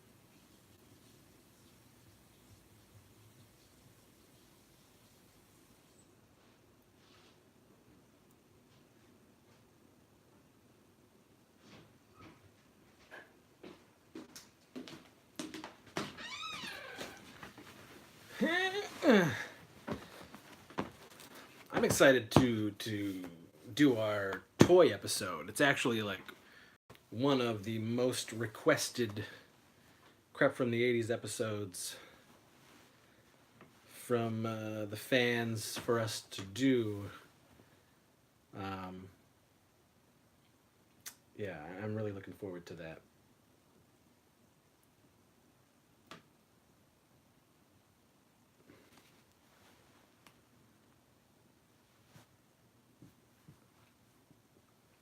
NES Addict, have you seen the modern day Boglins? Yes, I did. I saw them in Target. No thanks.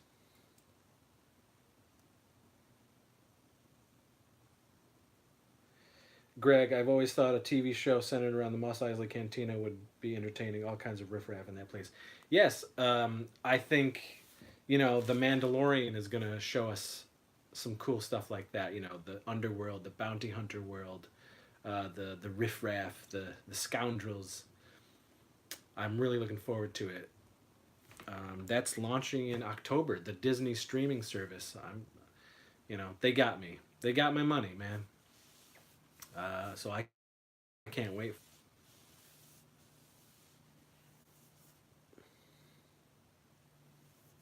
The only good Boglin is an original Boglin.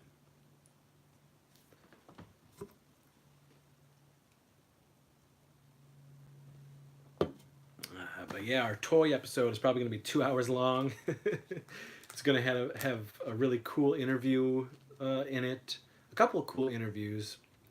A toy collection video is going to be in that video, as well as us showing off some of our favorite 80s toys from back then, what we're recollecting, and our holy grails that we want to get and put into our collection.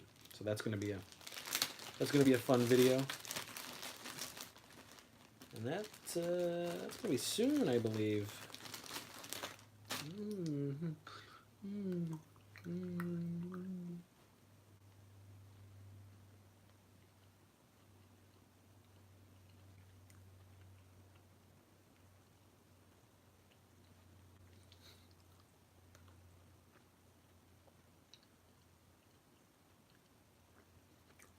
What y'all think of Jim Varney? Hmm?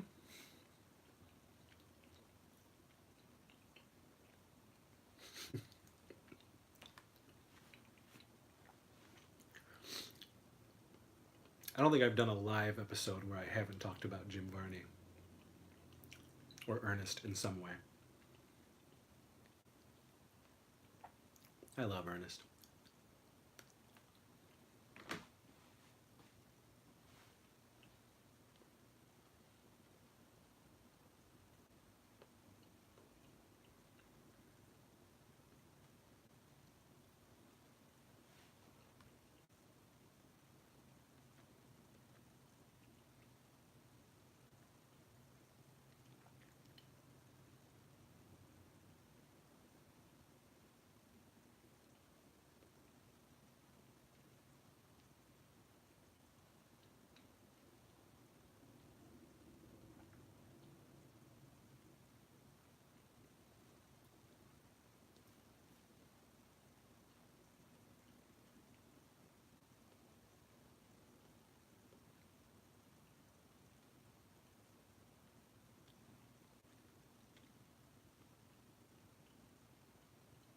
Mm.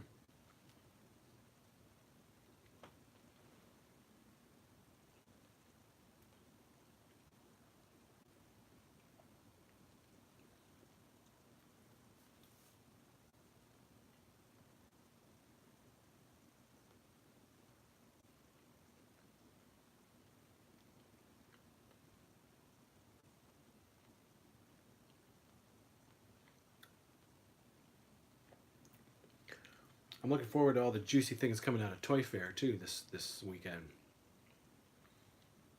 I think my cousin Casey's going to be down there covering some of that stuff in New York, but I'm intrigued to hear. Well, I know Hasbro. They just released a picture of their Ecto One Transformer that's coming. It looks fantastic. They're also they're going to release something tomorrow about this, but there's some sort of retro Star Wars Kenner line that's coming. Has me a little excited.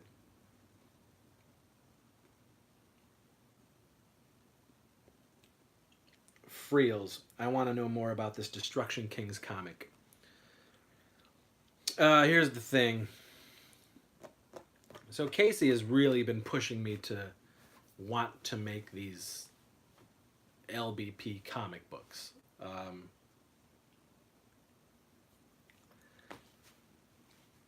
I haven't been too keen on the idea, just because, for the most part, I tire very certainly now after doing them for so long, but I tire writing some of these characters so much, and certainly some characters that I don't really enjoy anymore as a creator. um, so that's why I was like, well, I would write, I would write a Deathbone comic, or I would write a Ski Wolf or something like that. And it was Casey who was like, well, let me sort of put up a poll and see what people would enjoy. And I get it, people really enjoyed Teen Ape and Bonejack, and that's how some of you even know who I am or the gang are anyway, and I get that. But me, who is who writ, created and wrote those characters for so long, it's just like, eh, it's just kind of stale for me. So I don't know. I don't know. I said never say never. So I think that poll was just put out there to see if there was actual interest, because I also said, listen, if people want the comic book, then the fans can pay for the comic book to get made, because I'm not going to do it. So we'll see what happens. I don't know. My heart is still firmly in making movies, visual stuff, rather than something like that. I don't know. We'll see. I guess if there was enough interest and people actually were like, yeah, we'll pay for it for you guys to make it, then we'll make it. But right now, I really want to focus on the show, promoting the show, the channel, and Crept from the '80s, and the shows and everything that we got, and getting these three projects hopefully off the ground that I hope to make. I don't know. Hope. We'll see. Greg, I just watched Dr. Otto and the Riddle of the Gloom Beam the other night on Amazon Prime. It was pretty good. Yeah, not one of my favorites, but he's still spectacular. The guy was a talented, talented man, and I truly do love the Ernest character. Not all the movies, but I particularly think the first four, and the first four I saw in theaters, are wonderful, wonderful classics, and I probably watch, all four at least once a year.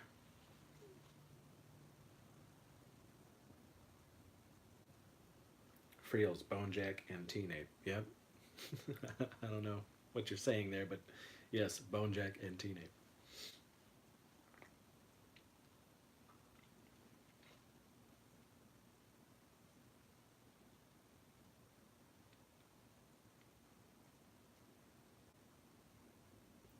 I would much prefer people to want to check out my other stuff, and I get the love of those characters, and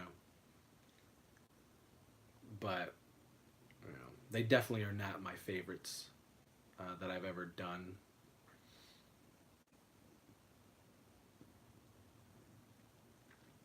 To me, the best Teen Ape thing I ever did was Wet Heat, and that was me closing closing the book on Teen Ape. And that was 2007. It was actually a back-to-backer. We did Teen Ape Goes to Camp and Wet Heat pretty much the same summer, 2007. Many moons ago. I hated bringing it back in Sex Squatch 2. Ugh. And it shows. I mean, we don't like that movie, but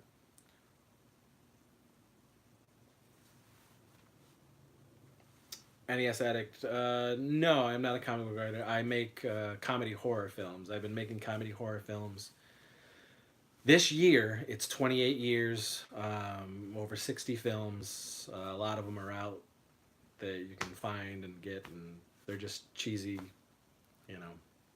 low budget comedy horror. And but people want us to do a comic book, or I do love comic books in general. Yes, I grew up loving comic books. I still have comic books. I have particular titles that I love. I have a lot of graphic novels as well. I always went through stages. since I was a kid to now. Sometimes I would collect comics. Got too expensive, I stopped. Just went to the graphic novels, off and on, off and on, off and on. Now I'm back at just getting graphic novels, collected works of titles that I want. Like that. Greg, yes, the Ernest character did indeed start in commercials, and that's when I first saw him. Growing up in this small town called Wellsville, New York, um, we saw those commercials. They were just local commercials for whatever. It was like milk or ice cream or car repair or plumbing or things like that, and Ernest would be the spokesperson. But we saw those rural commercials all the time in Wellsville, and that's where we first became, aware of Ernest.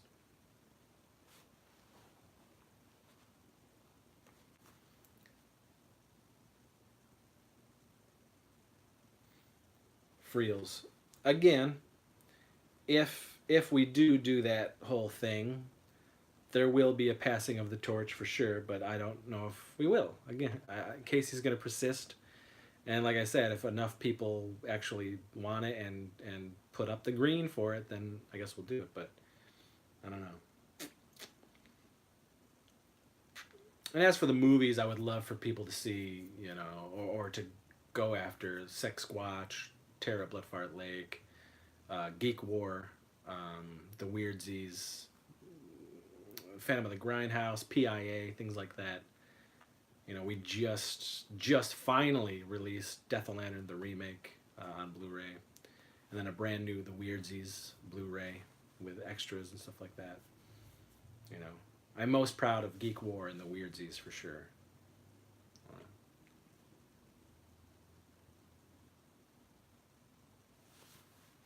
Oh, I know what you mean, Vern.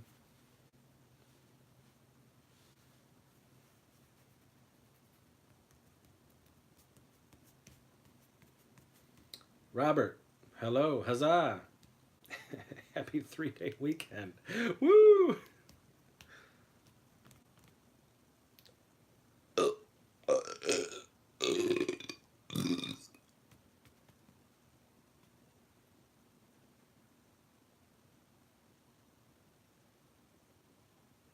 Ted, Phantom is my favorite. Loved it. Awesome. I'm glad you enjoyed it.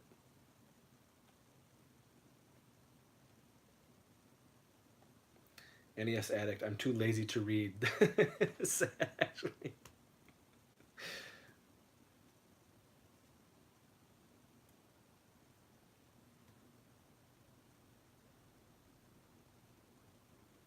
I get it. I get it, NES Addict, but at least graphic novels and comics have pictures. So, we got that going for it. Robert, happy 3-way weekend. Better? Indeed. One can dream. Can't they?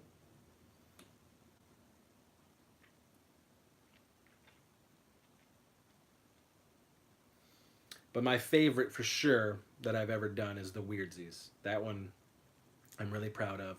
And then a close second is Geek War. 100%. The picture page, the picture page, the picture page. What was I doing? Was I doing Willie from Elf, or was I doing Bill Cosby? You just never know. It was a mystery. Willie was the white Bill Cosby. Elf, the good Elf. What are you doing?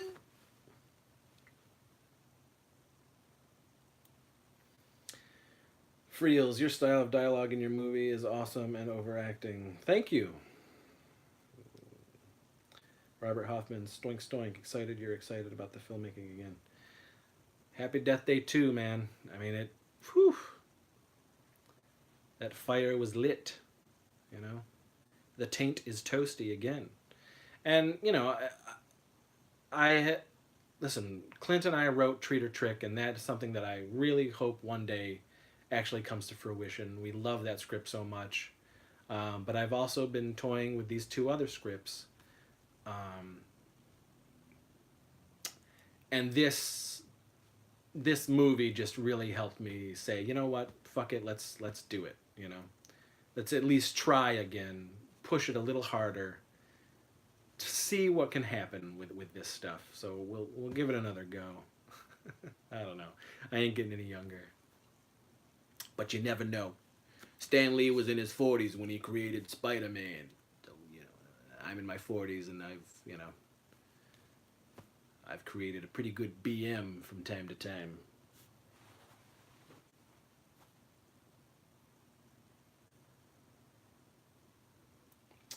Craig, well, I mean, the Weirdsies is not sold anywhere else ever. And, honestly, I don't sell. I'm not a business. I don't have a business. This is basically like a garage sale. So, a good portion of those movies you can only get from me anyway. Um, Not that we didn't try, because again, there's like several different companies out there that have my stuff and sell my stuff, and I don't. That I see zero of that. I see nothing of that. That is all them. Um, and at this point, I mean, it's like I can't. You know, I'm waiting for all those rights to lapse, and those companies to just kind of stop selling it, and I can have all my titles back for me. Not that I would go out and sell them, because again, I'm not a business, but just so I can have my creations back. Um,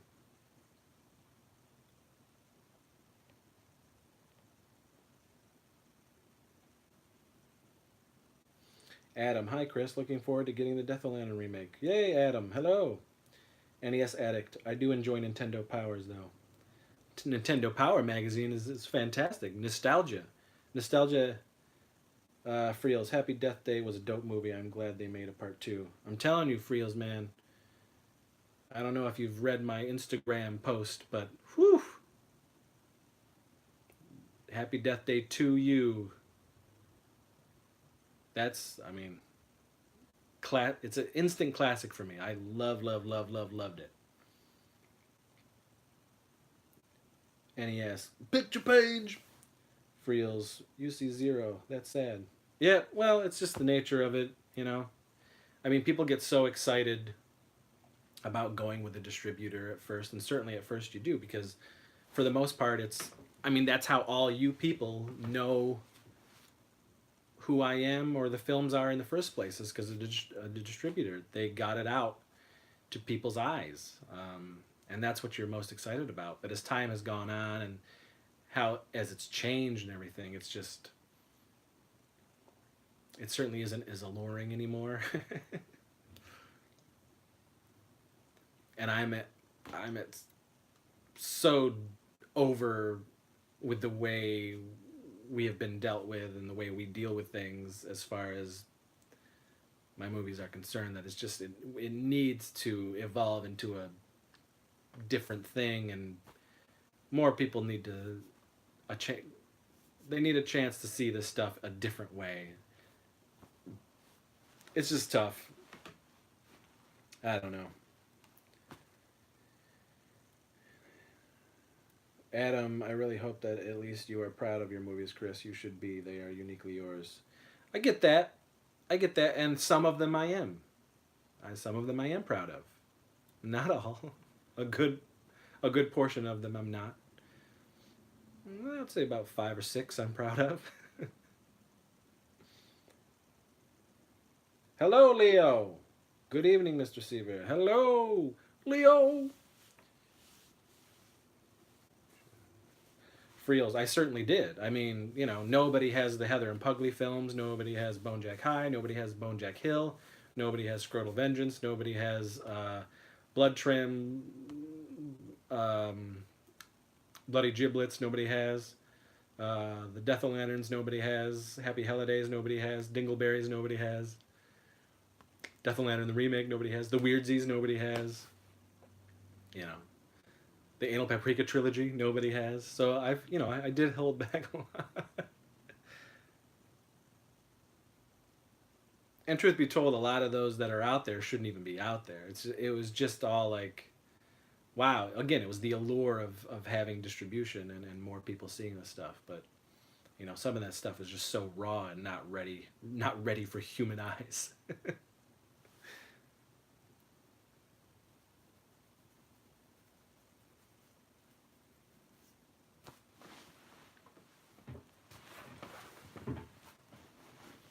Well, you guys got to get to me, man. You got to talk to me. You want that seavage? You want that sweet seavage? You gotta taste the golden spray and come to me.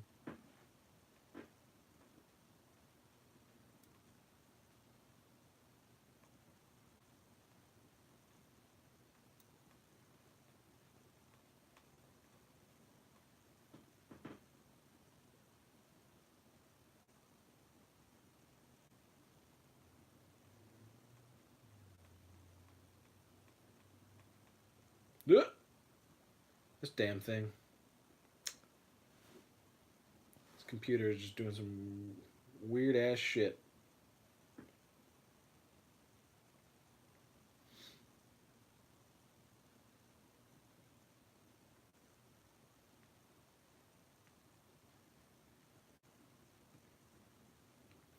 Also, for people, I don't really talk too much anymore on the Warlock Home Video Network Facebook page as far as messages. I'll talk like on the walls and stuff, posting and whatnot.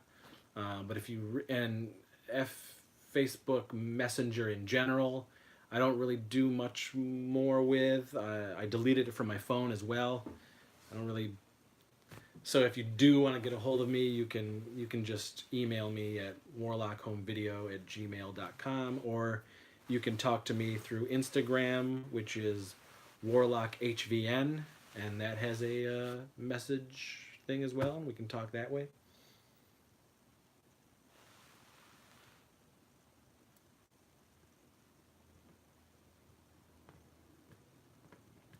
Leo, your movies help me laugh through some bad times, and I will always appreciate that, Leo.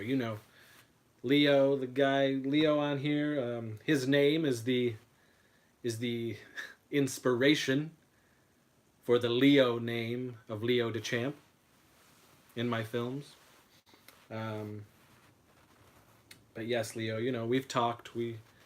And I will always appreciate your support throughout so many years, and it does mean the world to me that these movies can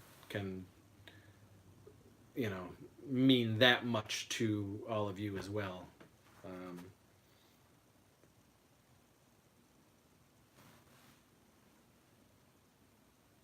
yeah, Friels, just email. Yeah.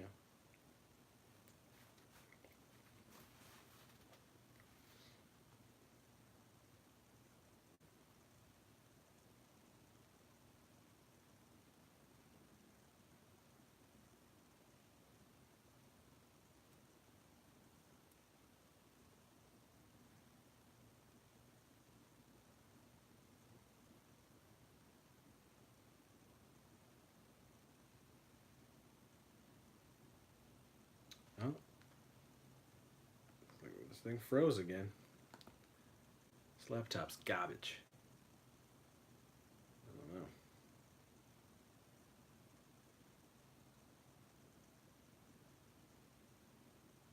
Sorry, guys. This is not the most entertaining live show we got going on here.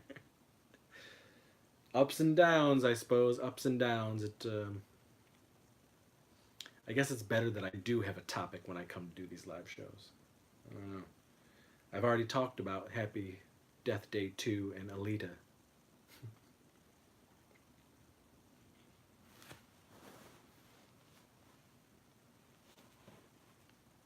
But there's the shows, in the channel, all the shows that we got.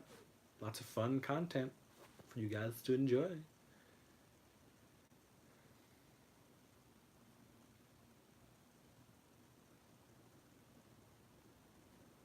Ted, I'm having fun. Well, that's good. That's good. I love the interaction, man. I just love talking with everybody. It's always awesome, just just to have what how many ever however many people are actually watching. It's always a thrill. It could be 3 people.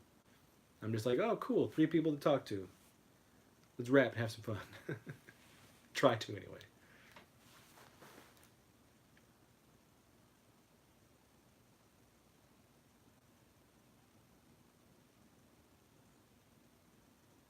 Hmm.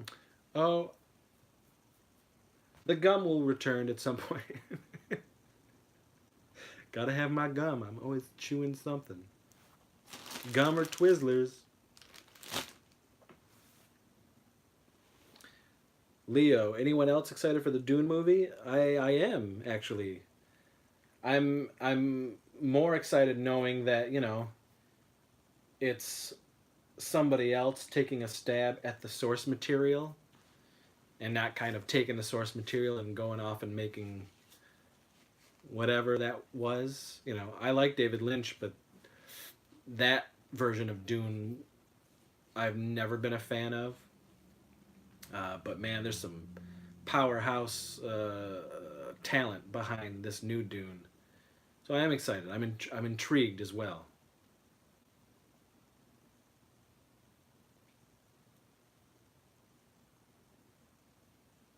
Friels, I could be watching some Stormy Daniel porn. Oof. No thanks, Stormy. I'm not a fan of the fake breasts. Now, if you said Christy Canyon, a classic, a true classic like that. Ted, this is Twizzlers.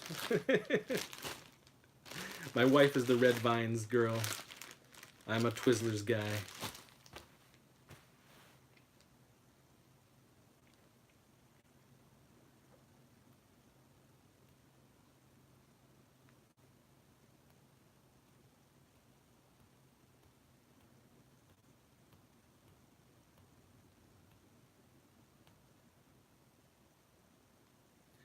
Leo, no, yeah, for sure. I'm also a natural breast, and these natural large breasts is where it's at.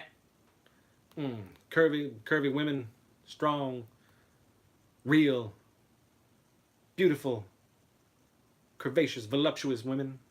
That's where the magic happens. That's where the magic is at. Silky smooth.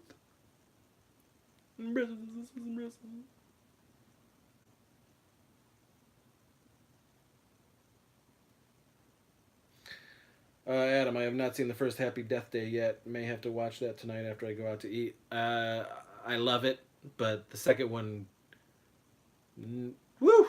Second one just.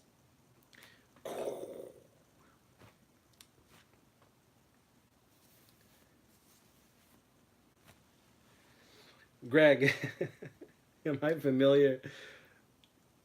Yes, I am familiar with most extreme elimination challenge. Get it on. Let's go. Yes. When my son was a lot younger, we used to marathon that shit. We just thought it was so funny.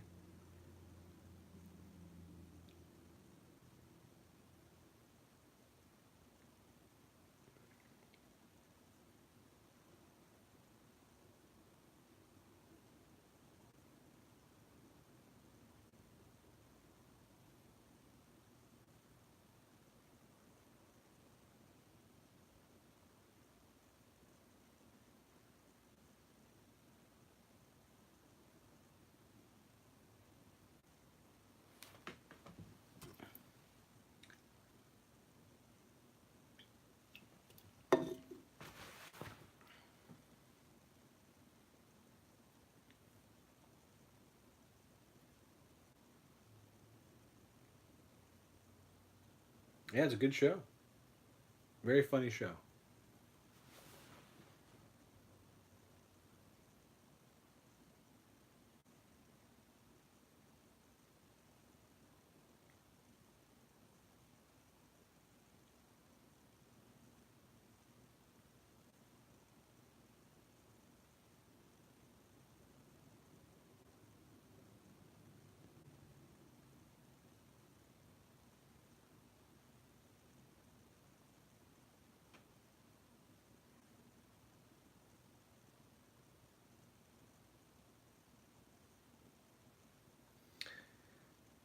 So as for the new movies that are brewing, and again, I don't know if all of them are going to end up being made, but I do know that one of them uh, will be made, and we are looking at a September shoot for that.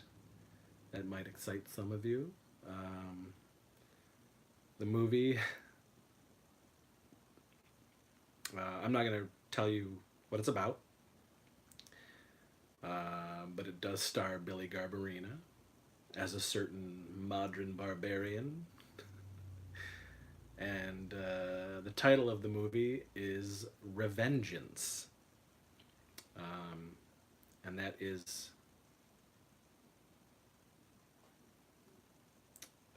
being made.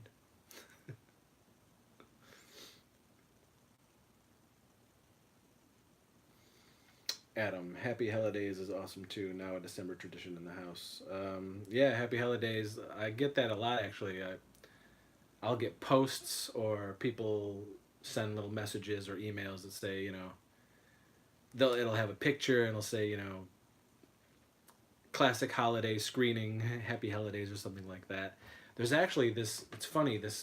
There's these two girls who, for the past, I think 5 years or 6 years, have done a yearly Terror at Bloodfart Lake party, and they'll have cake and food and everything, and they do this Bloodfart Lake party, and they loop Bloodfart Lake like over and over and over again for something like 4 hours or something like that on that particular day every year. Very cool. I remember getting messages and some pictures from somebody who had a Sexsquatch birthday party. And the cake was characters from Sexsquatch and everything. And, that's cool. It's just so humbling and neat, and that this stuff, matters to people.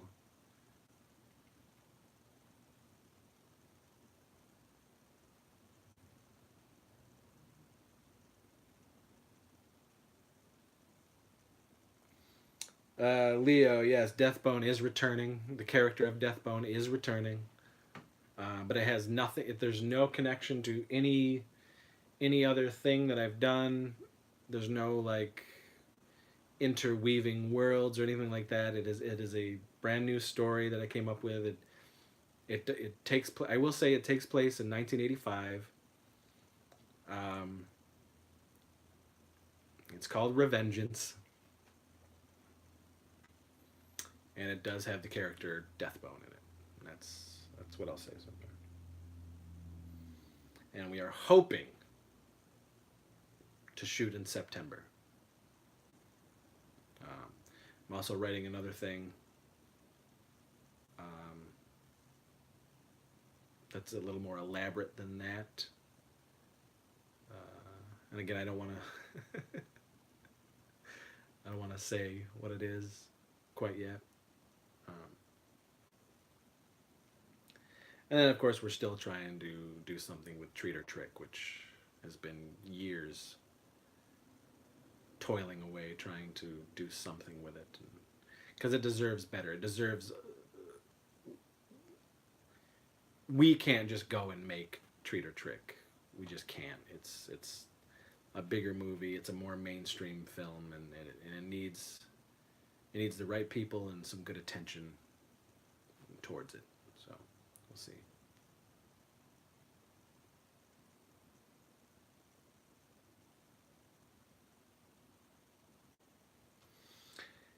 Adam, there have been a few nights my mood was terrible, and then we watched one of your movies, and I honestly did feel better. No lie. Well, thank you. That does mean a lot. That's great.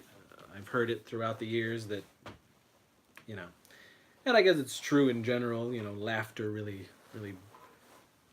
brings the good moods, and I get it. Certainly, when I'm depressed and feeling down, I tend to watch things that I know are like security blankets that I know I love, that I know will make me feel better. Instant instant warmth, you know.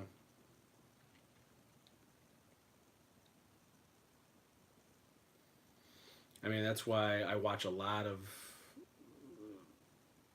certain 80s properties, certain 80s shows over and over and over again because they just, it feels good. It makes me feel good. It makes me think of simpler times, and it's that time machine that I need at that moment to to take me back.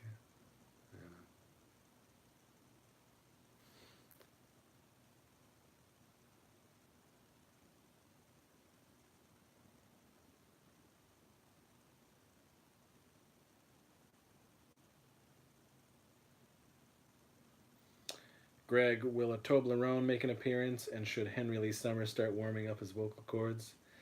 When we let Henry Lee out of the basement, sure. He's got to be ready to have that that song ready to blare at least 4 or 5 times during one film. Toblerone, I mean, that's like one of the food mascots of a Chris Seaver production. That Passion Flakies, you know. There is no URL, Craig. It is just me. You want to hit me up at my email address, and I can give you a list of the films that I've made. That's the way, brother. You know, it's snail mail, it's cash or PayPal, things like that. You know, friends and family. Again, I'm just not a business. I don't want to do that. I don't like that aspect of it all. I'm the creative. I just, you know, I just don't do it. But when people, you know, people are seeking that stuff, they want to fill in holes to their collection and various other things, then, you know, come and talk to me, and we'll see what's up. I'm an online garage sale, or find me at a convention, of course, which we're finally going back and doing. If you're in the Cincinnati, Ohio area, in March, Horror Hound Weekend.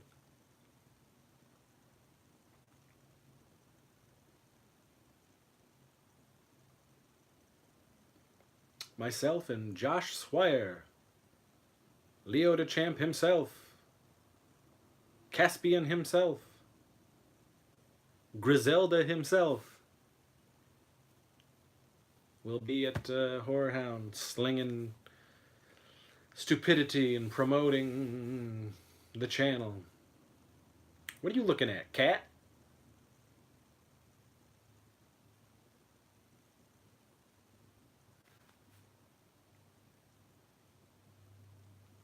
Is there a cat in this room, or am I going nuts? Hey dog, you see the size of that chicken?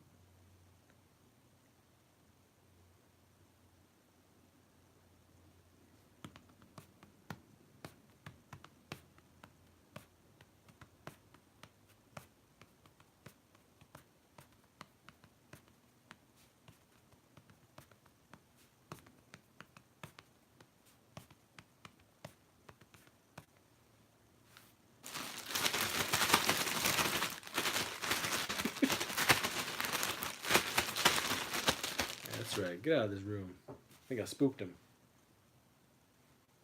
Ghost cat. Nah, I just spooked the cat, got him out of here. He's not allowed to be in this room. My wife's a big cat person. We had 4 cats. 2 of them recently died. They were old. They were brothers. They had both had like weird cancery lumps in both of them. They died 9 months apart.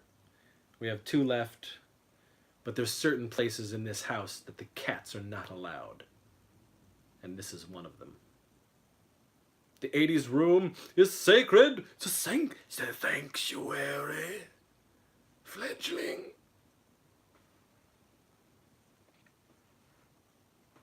Craig, ever see Jekyll and Hyde together again? Yep.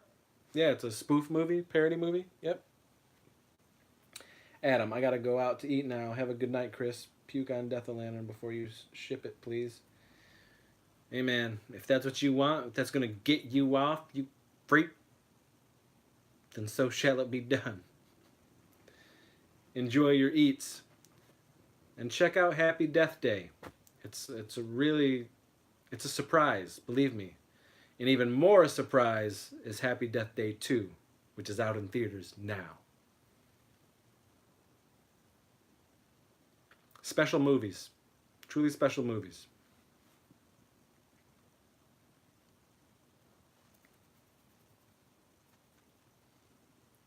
But thanks for coming by and I'll let you know when I send out the Death of Lantern. It might be tomorrow, it might be Monday, maybe Tuesday because it is a Monday. It's just like fantastic. It's supposed to be like crazy little things, but believe me, you'll get it, you'll love it, and then you'll literally just stroke it. It's made.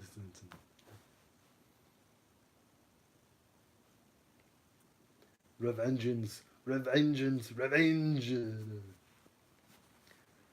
To crush your enemies, see them driven before you, and to hear the lamentation of their women.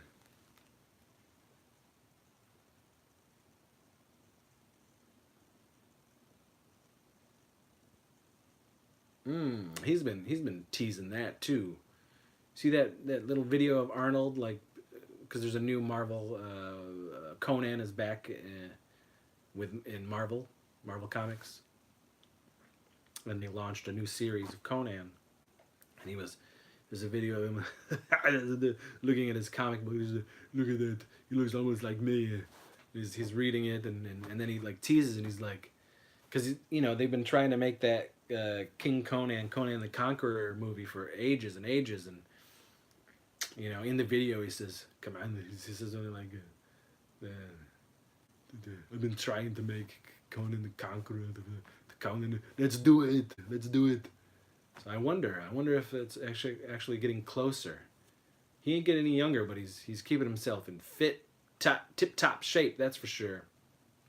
He just shot Terminator 6, which I am excited about. This is now erasing everything that happened after 2, and this is a sequel to part 2, which is really cool. Linda Hamilton is back. James Cameron is producing.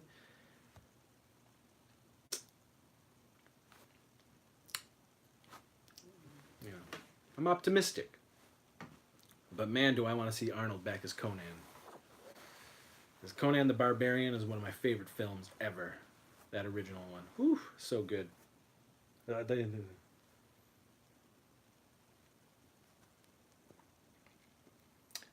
Adam, Josh Swire makes such weird faces in Happy Holidays. So hilarious. All right, I'm out of here. Yes, he does. He makes weird faces in real life.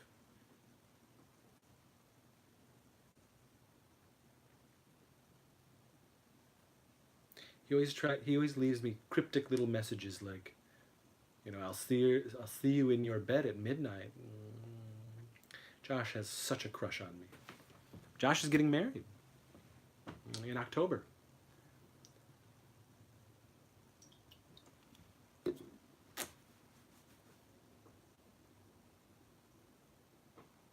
Greg, of course I've heard of the Arnold Schwarzenegger soundboard phone pranks on YouTube. We've been using that soundboard since 2000. Since the year 2000. We've been using that shit.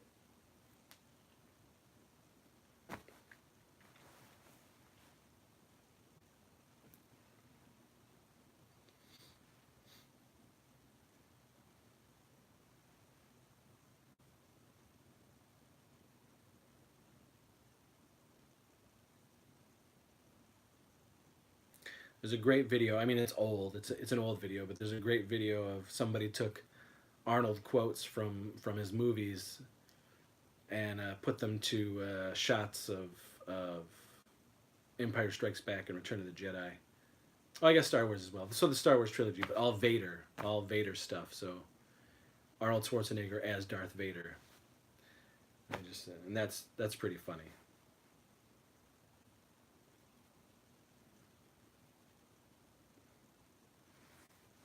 Crumb, I've never prayed to you before. I don't have the tongue for it. Man, that speech in Conan. Grant me just one wish. Grant me revenge. And if you do not listen, then the hell with you.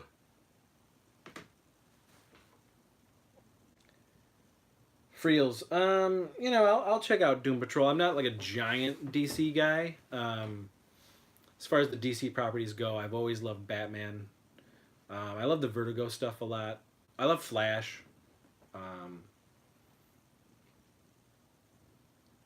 and certainly the shows are knocking it out of the park for me. Movies, not so much, but the shows, you know, I think they're doing pretty good. So, I'll give Doom Patrol a shot.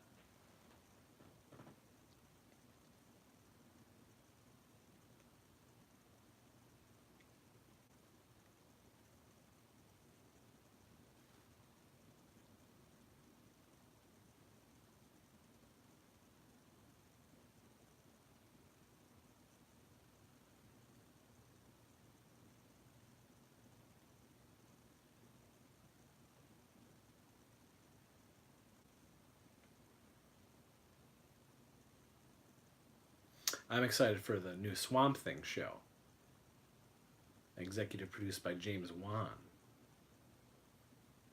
with Derek Mears as Swamp Thing. That I'm excited for.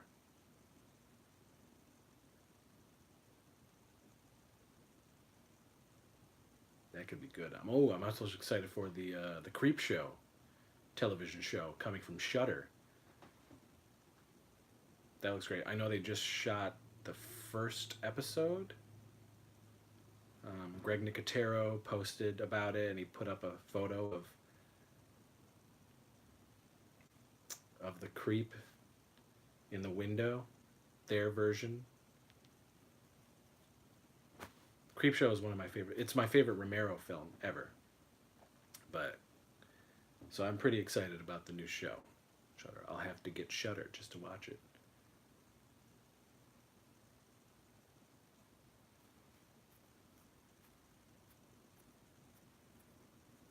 Cobra Kai season 2 is coming out this year. The last Game of Thrones is coming out this year. Stranger Things 3 is coming out this year. So much good shit, man. Television, movies. Living in the golden age, my friends. Golden age of geekdom. The sweaties have inherited the earth. Wouldn't have it any other way.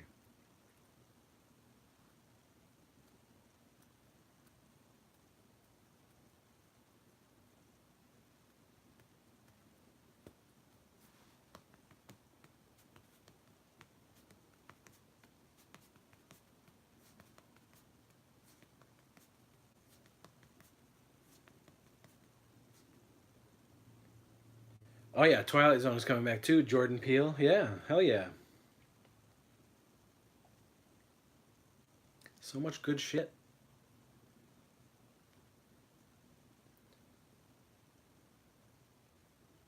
For the '90s kids that watch this show, Nickelodeon is bringing back a lot of stuff too. I mean, you got to have the Nickelodeon thing to watch it all, but I know they're bringing back a lot of nostalgia stuff and making the channel more nostalgic for people. But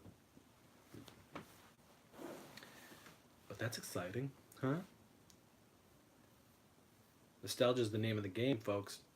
A lot of people poo-poo nostalgia, but I don't. I welcome it. I bring it. Bring it all. Bring it all. There's nothing wrong with feeling good.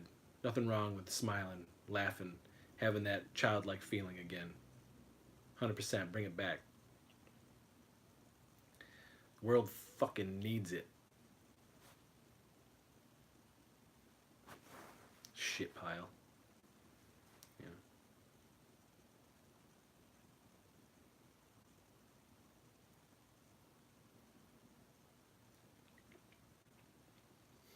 I agree with the Joker. This town needs an enema. This planet needs an enema. Where's that alien invasion? We need another giant space rock to come collide with this giant space rock. But while we're here, why not have as much fun and happiness as possible,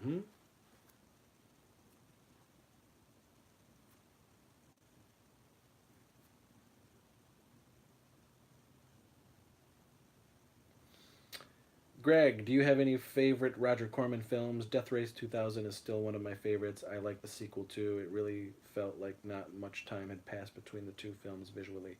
I mean, I love Rock and Roll High School. Um, I like a lot of his Concord days too, New Horizon shit.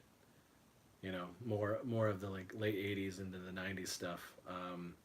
But I love a lot of the stuff he did with Vincent Price. That stuff is great. Um, there's a fun charm to his Little Shop of Horrors. The original Little Shop of Horrors. It's fun stuff too.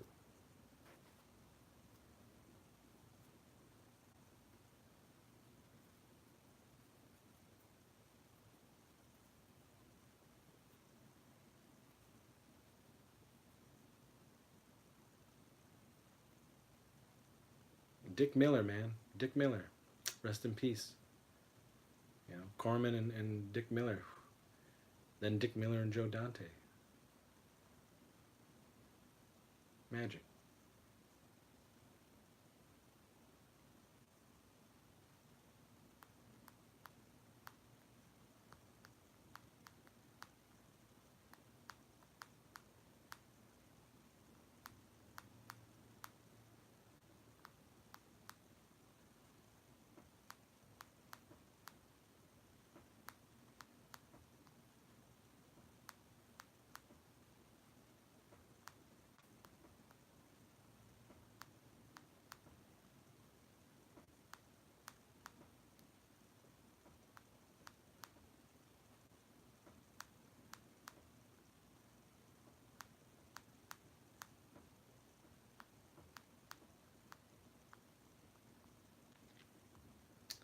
Well, I'm gonna be shutting this down soon. About 20 minutes or so. Again, I feel bad. I feel like this wasn't a very action-packed live episode. Very melancholy.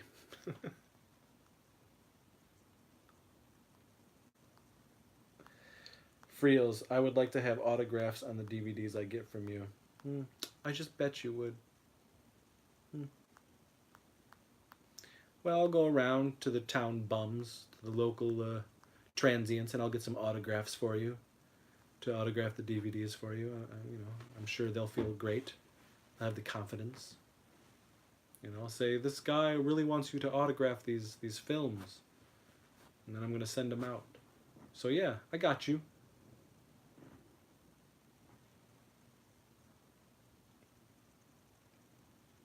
I'll get the cats to autograph the DVDs for you. So yeah, you can get some autographed DVDs.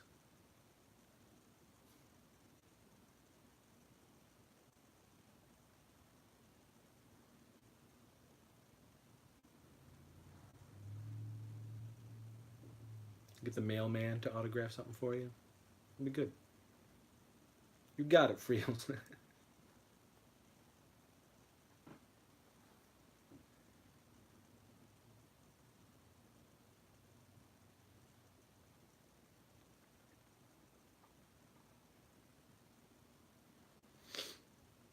I'm really looking forward to sliding in bed and watching my nightly Family Ties again. It's a nice little ritual that helps me drift off into slumber and not thinking about terrible things, the worries, the stress, the depression that I have. Alex P. Keaton and the Keaton clan, they bring a warmth and a smile.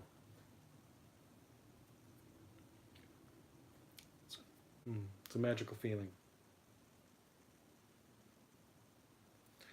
Thank you, Leo. Gotta run. Glad I caught you live. Keep up the good work. Thank you. Thank you for the support.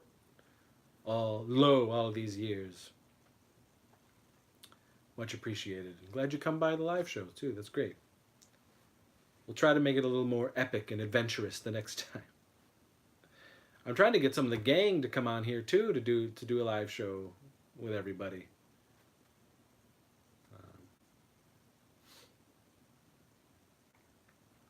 Everybody's busy, you know.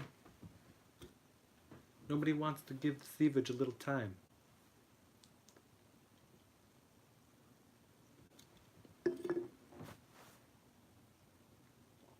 Heartbreaking, really. You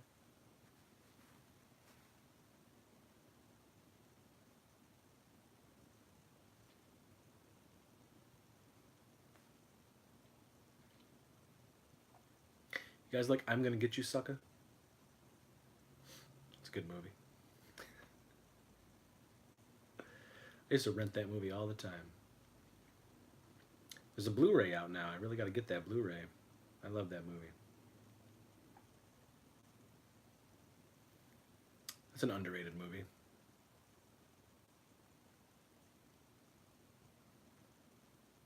Great spoof movie. Classic lines, classic performances, ridiculous sight gags. Good stuff. I'm gonna get you, sucker. Yabba doobie. I'm gonna teach you the crime. Just don't pay. Don't pay. I'm gonna get you, sucker. Rebop doobie.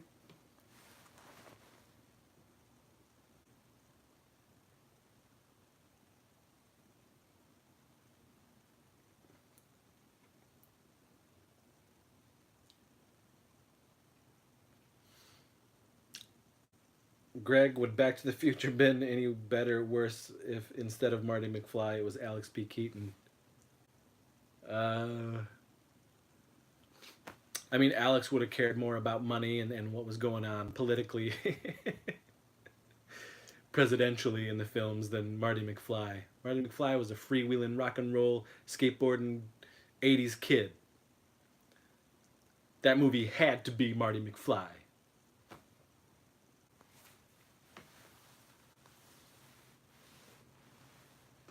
But I love Alex P. Keaton. Maybe not his sensibilities, but I certainly love the character. Everybody on that show is top notch, man. Family Ties. Sha la la la. So good.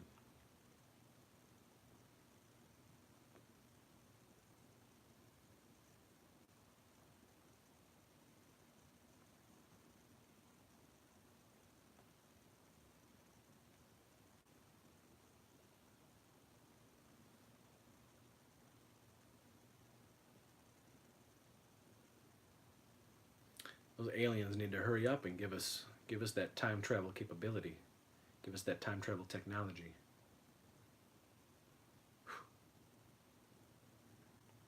Imagine, if you will, the possibilities. God damn.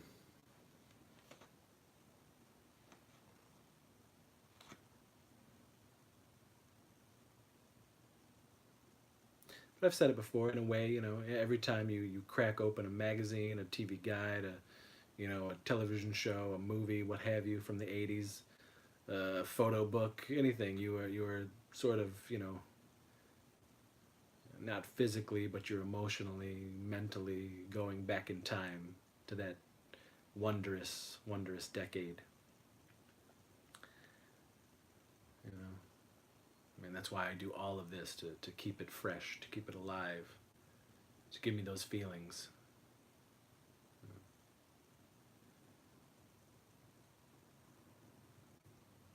It's a joyous thing, people. It's a joyous thing.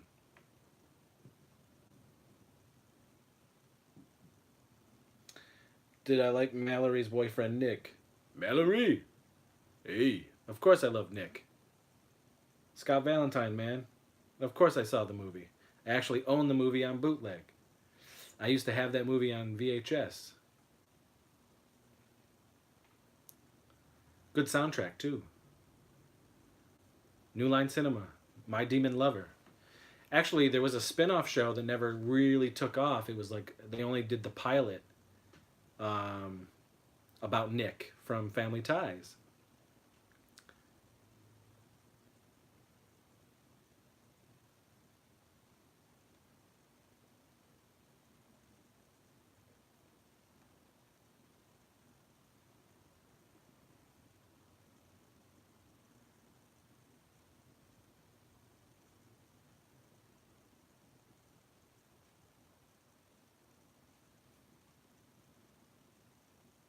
It's not a tumor. It's not a tumor. It's not. It's not a tumor.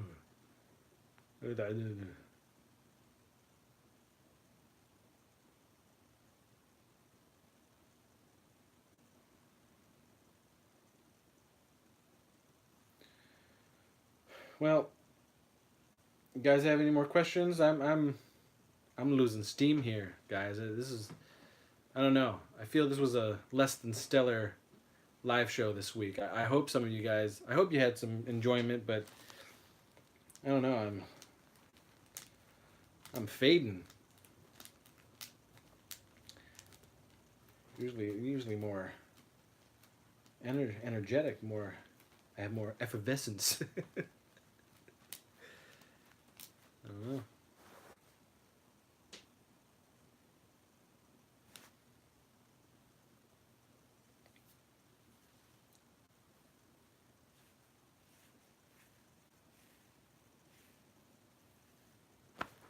I think maybe the next live show I do, I'll make sure that I'm gonna have one of the guys with us, or maybe both of them, Tansky or Casey.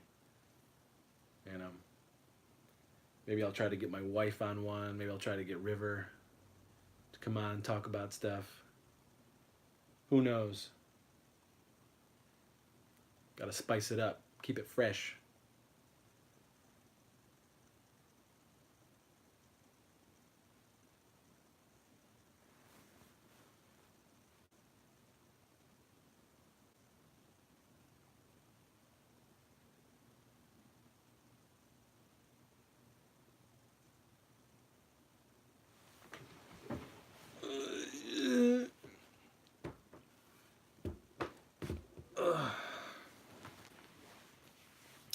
So if there's not anything else, I am gonna split, guys. I am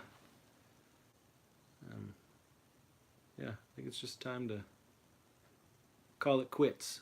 But I appreciate everyone that did come by and that did talk and ask some questions and, you know, endured the silence and the not so epic nature of this live show. But I appreciate it. Thank you. And I let everyone know when the next live show is going to be on the Warlock Home Video Network Facebook page or on the Instagram, which is Warlock HVN. I try to do it either Friday or Saturday nights at 6 p.m. Eastern. Yeah, so look out for all the new stuff coming on the channel. Tell your friends if they're into all this stuff to check out the shows, and if they like it, subscribe, give it some love. And we will see you guys the next time, all right? So thanks for coming in, folks. And I'm gonna go be with my TV family, my family ties. I'm gonna go be with the